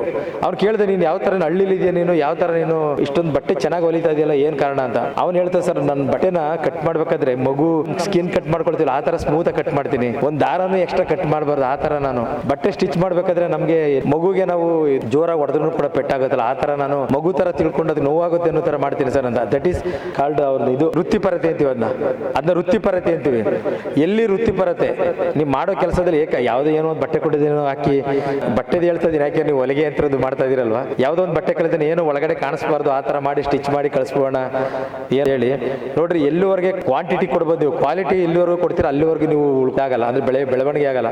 ಅದಕ್ಕೋಸ್ಕರ ಬೆಳವಣಿಗೆ ಆಗಬೇಕು ಅಂದ್ರೆ ಏಕಾಗ್ರತೆ ಇರಬೇಕು, ವೃತ್ತಿಪರತೆ ಇರಬೇಕು, ಎಲ್ಲದಕ್ಕಿಂತ ಮುಖ್ಯ ಕೌಶಲ್ಯ ಇರಬೇಕು. ಅದಕ್ಕೋಸ್ಕರ ತಾವು ಗ್ರಾಮೀಣ ಮಹಿಳೆಯರಿದ್ದೀರಾ, ಮತ್ತೆ ತುಂಬಾ ಜನ ವಿದ್ಯಾರ್ಥಿಗಳಿದ್ದೀರಾ, ಸಣ್ಣ ಸಣ್ಣ ಹೆಣ್ಮಕ್ಳು ಕೂಡ ಇದ್ದೀರಾ. ನಿಮ್ಗೆ ಸರ್ಕಾರಿ ಜಾಬ್ ಸಿಕ್ಕಿದ್ರು ಓಕೆ, ಸಿಕ್ಲಿ, ಎಲ್ಲರಿಗೂ ಒಳ್ಳೇದಾಗ್ಲಿ, ಯಾರ ಪ್ರಯತ್ನ ಮಾಡಿ ಸಿಕ್ಲಿಲ್ಲ ಅಂದ್ರೂ ನೀವು ಅದಕ್ಕಿಂತ ಹೆಚ್ಚು ಸಂಪಾದನೆ ಮಾಡಬೇಕು. ನೀವು 4 ಜನಕ್ಕೆ ಉದ್ಯೋಗ ಕೊಡಬೇಕು. ಈಗ ಎಕ್ಸಾಂಪಲ್ ಶಿವಕುಮಾರ್ ಅವರು ನಿಮಗೆ ಒಂದು ಬೀಜ ತರ ಅಂತ ಹಾಕಿದ್ದಾರೆ. ಅಂದ್ರೆ ನಾವು ಜಮೀನಿಗೆ ಬೀಜ ಬಿತ್ತನೆ ಮಾಡ್ಬೇಕಾದ್ರೆ 1 kg 2 kg 1 ಎಕರೆಗೆ ಏನಾದ್ರೂ ಬೀಜ ಹಾಕ್ತಿವಿ, ಅದೆಷ್ಟಾಗುತ್ತೆ ನಾವು ಹಾರ್ವೆಸ್ಟಿಂಗ್ ಮಾಡಿದಾಗ, KG ಗಟ್ಲೆ, ಕ್ವಿಂಟಾಲ್ ಗಟ್ಲೆ ಬರುತ್ತೆ, ನಮಗೆ 1000 kg ಬರುತ್ತೆ. ಆ ತರ ನೀವು ಒಂದೊಂದು ಬೀಜಗಳ ತರ ಅಂದ್ರೆ ಬಿತ್ತನೆ ಮಾಡ್ತಾ ಇದಾರೆ. ಈಗ ನಮ್ಮ ಮಂಜುನಾಥ್ ಹೇಳಿದ್ರೆ ಯಾವ್ದು ಬೀಜಗಳೆಲ್ಲ ಹಾಕಿ ಅಂತ ಹೇಳ್ತಾ ಇದ್ರು, ನಾನೇನು ಕೇಳಿಸ್ಕೊಳ್ಳಿಲ್ಲ, ಮೋಸ್ಟ್ಲಿ ಅದು ಅದ್ರ ಬಗ್ಗೆ ಹೇಳ್ತಾ ಇದ್ರು ಅನ್ಕೊಳ್ತೀನಿ ನಾನು. ಒಂದು ಬೀಜ ತರ ನೀವು ಕಲ್ತ್ಕೋಬೇಕು, ಕೌಶಲ್ಯತೆ ಕಲ್ತ್ಕೋಬೇಕು. ನೀವು ಅಕ್ಕ ಅಕ್ಕಪಕ್ಕ ನಿಮ್ಮ ಸುಮಾರು ಜನ ಹೆಣ್ಮಕ್ಳು, ನಿಮ್ಮ ಅಕ್ಕ ತಂಗಿಯರು, ನಿಮ್ಮ ಜೊತೆಲಿರೋರಿಗೆಲ್ಲ ಉದ್ಯೋಗನೂ ಕೂಡ ಕೊಡ್ಬೋದು ನೀವು. ಆ ತೀರಿ ನೀವು ಬೆಳಿಬೇಕು. ನೀವು ಆ ಬೆಳೆದಾಗ್ಲೇನೆ ಈ ತರ ಒಂದು ಏನು DM ಚಾರಿಟಬಲ್ ಟ್ರಸ್ಟ್, ಇಂಥ ಟ್ರಸ್ಟ್ಗಳು ಏನು ಒಂದು ಸೇವೆ ಮಾಡ್ತಿದ್ದಾರೆ, ಅವ್ರಿಗೂ ಒಂದು ಹೆಸರು ಬರುತ್ತೆ, ನಿಮ್ಗೂ ಒಂದು ಉದ್ಯೋಗ ಕೊಟ್ಟಂತ ಒಂದು ಒಳ್ಳೇದಾಗುತ್ತೆ ಅಂತ ಹೇಳಿ ತಾವಿಲ್ಲಿ ಈ ಕಾರ್ಯಕ್ರಮಕ್ಕೆ ಕರೆಸಿ ಮಾತಾಡ್ಲಿಕ್ಕೆ ನನಗೆ ಏನ್ ಮಾತಾಡ್ಬೇಕು ಅಂತ ಗೊತ್ತಿರಲಿಲ್ಲ. ಇಲ್ಲಿ ಬಂದ್ಮೇಲೆ ನನಗೆ ಜ್ಞಾಪಕ ಬಂತು ಏನ್ ಮಾತಾಡ್ಬೇಕು ಅಂತ ಹೇಳಿ. ಸಂಬಂಧಪಟ್ಟಿದ್ದೆ ಮಾತಾಡಿದ್ದೀನಿ ಅನ್ಕೊಂಡಿದ್ದೀನಿ.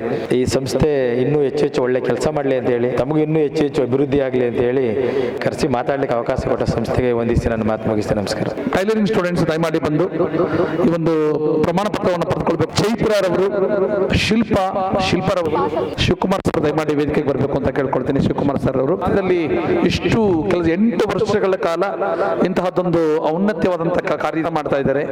ಉಚಿತ ತರಬೇತಿಗಳನ್ನು ಕೊಡುವಂತಹ ಸಂಸ್ಥೆಗಳು ಬಹಳ ಕಡಿಮೆ. ಅದು ಇವತ್ತು DM ಚಾರಿಟಬಲ್ ಟ್ರಸ್ಟ್ ಇಂತಹ ಉಚಿತ ತರಬೇತಿಯನ್ನು ಕೊಡುವಂತ ಕೆಲಸವನ್ನು ಮಾಡ್ತಾ ಇದೆ.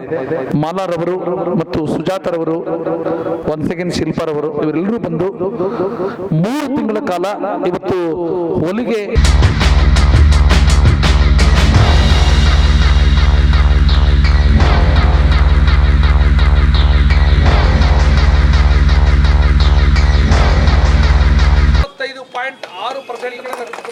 ಜೋರು ಚಪ್ಪಾಳೆಯಲ್ಲಿ ಮಗುಗೆ. ಶಶಾಂಕ್, ಅನಿತಾ 95.6, ಇವರು ಕೂಡ PUCಯಲ್ಲಿ. ಇವರಿಬ್ಬರು ಕೂಡ ಅಭಿನಂದನಾ ಪತ್ರ ಮತ್ತು ಕ್ಯಾಶ್ ಪ್ರೈಸ್ ನ ವಿತರಣೆ ಮಾಡಲಾಗ್ತಾ ಇದೆ.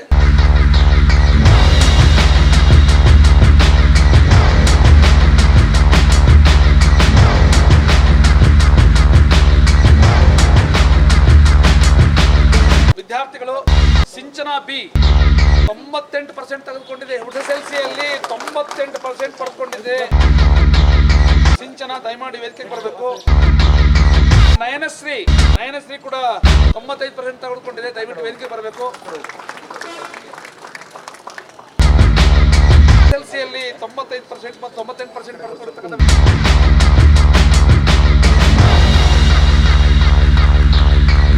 ಹಾಗೆ ಕುದೇರಿನ ಕಾಲೇಜಿನ ವಿದ್ಯಾರ್ಥಿಗಳು ಭಾಗ್ಯಲಕ್ಷ್ಮಿ ದಯಮಾಡಿ ವೇದಿಕೆಗೆ ಬರಬೇಕು. ಅವರಿಗೆ ನಿಮ್ಮೆಲ್ಲರ ಜೋರು ಚಪ್ಪಾಳೆ. ಭಾಗ್ಯಲಕ್ಷ್ಮಿ NK. ಹಾಗೆ ರಮ್ಯಾರವರು 95% ಪಡೆದುಕೊಂಡಿದ್ದಾರೆ. ಇವರಿಗೂ ಕೂಡ ನಿಮ್ಮ ಅಭಿನಂದನಾ ಚಪ್ಪಾಳೆಯನ್ನ ಕೊಡಮಾಡಬೇಕು ಅಂತ ಕೇಳ್ಕೊಳ್ತಾ ಇದ್ದೀನಿ. ಸುಧಾರವರು ಕೂಡ ಬನ್ನಿ. ಸುಧಾರಾಣಿ ಅವರು. ನಿಶ್ಯರವರು ಕೂಡ ಬನ್ನಿ ದಯಮಾಡಿ ವೇದಿಕೆಗೆ. ಚಿಮ್ರಾನ್ ತಾಜ್ ದಯವಿಟ್ಟು ವೇದಿಕೆಗೆ ಬನ್ನಿ. ಶಿವನಂಜಮ್ಮ, ರತ್ನಮ್ಮ, ಮಹೇಶ್ವರಿ, ಶಿಲ್ಪ.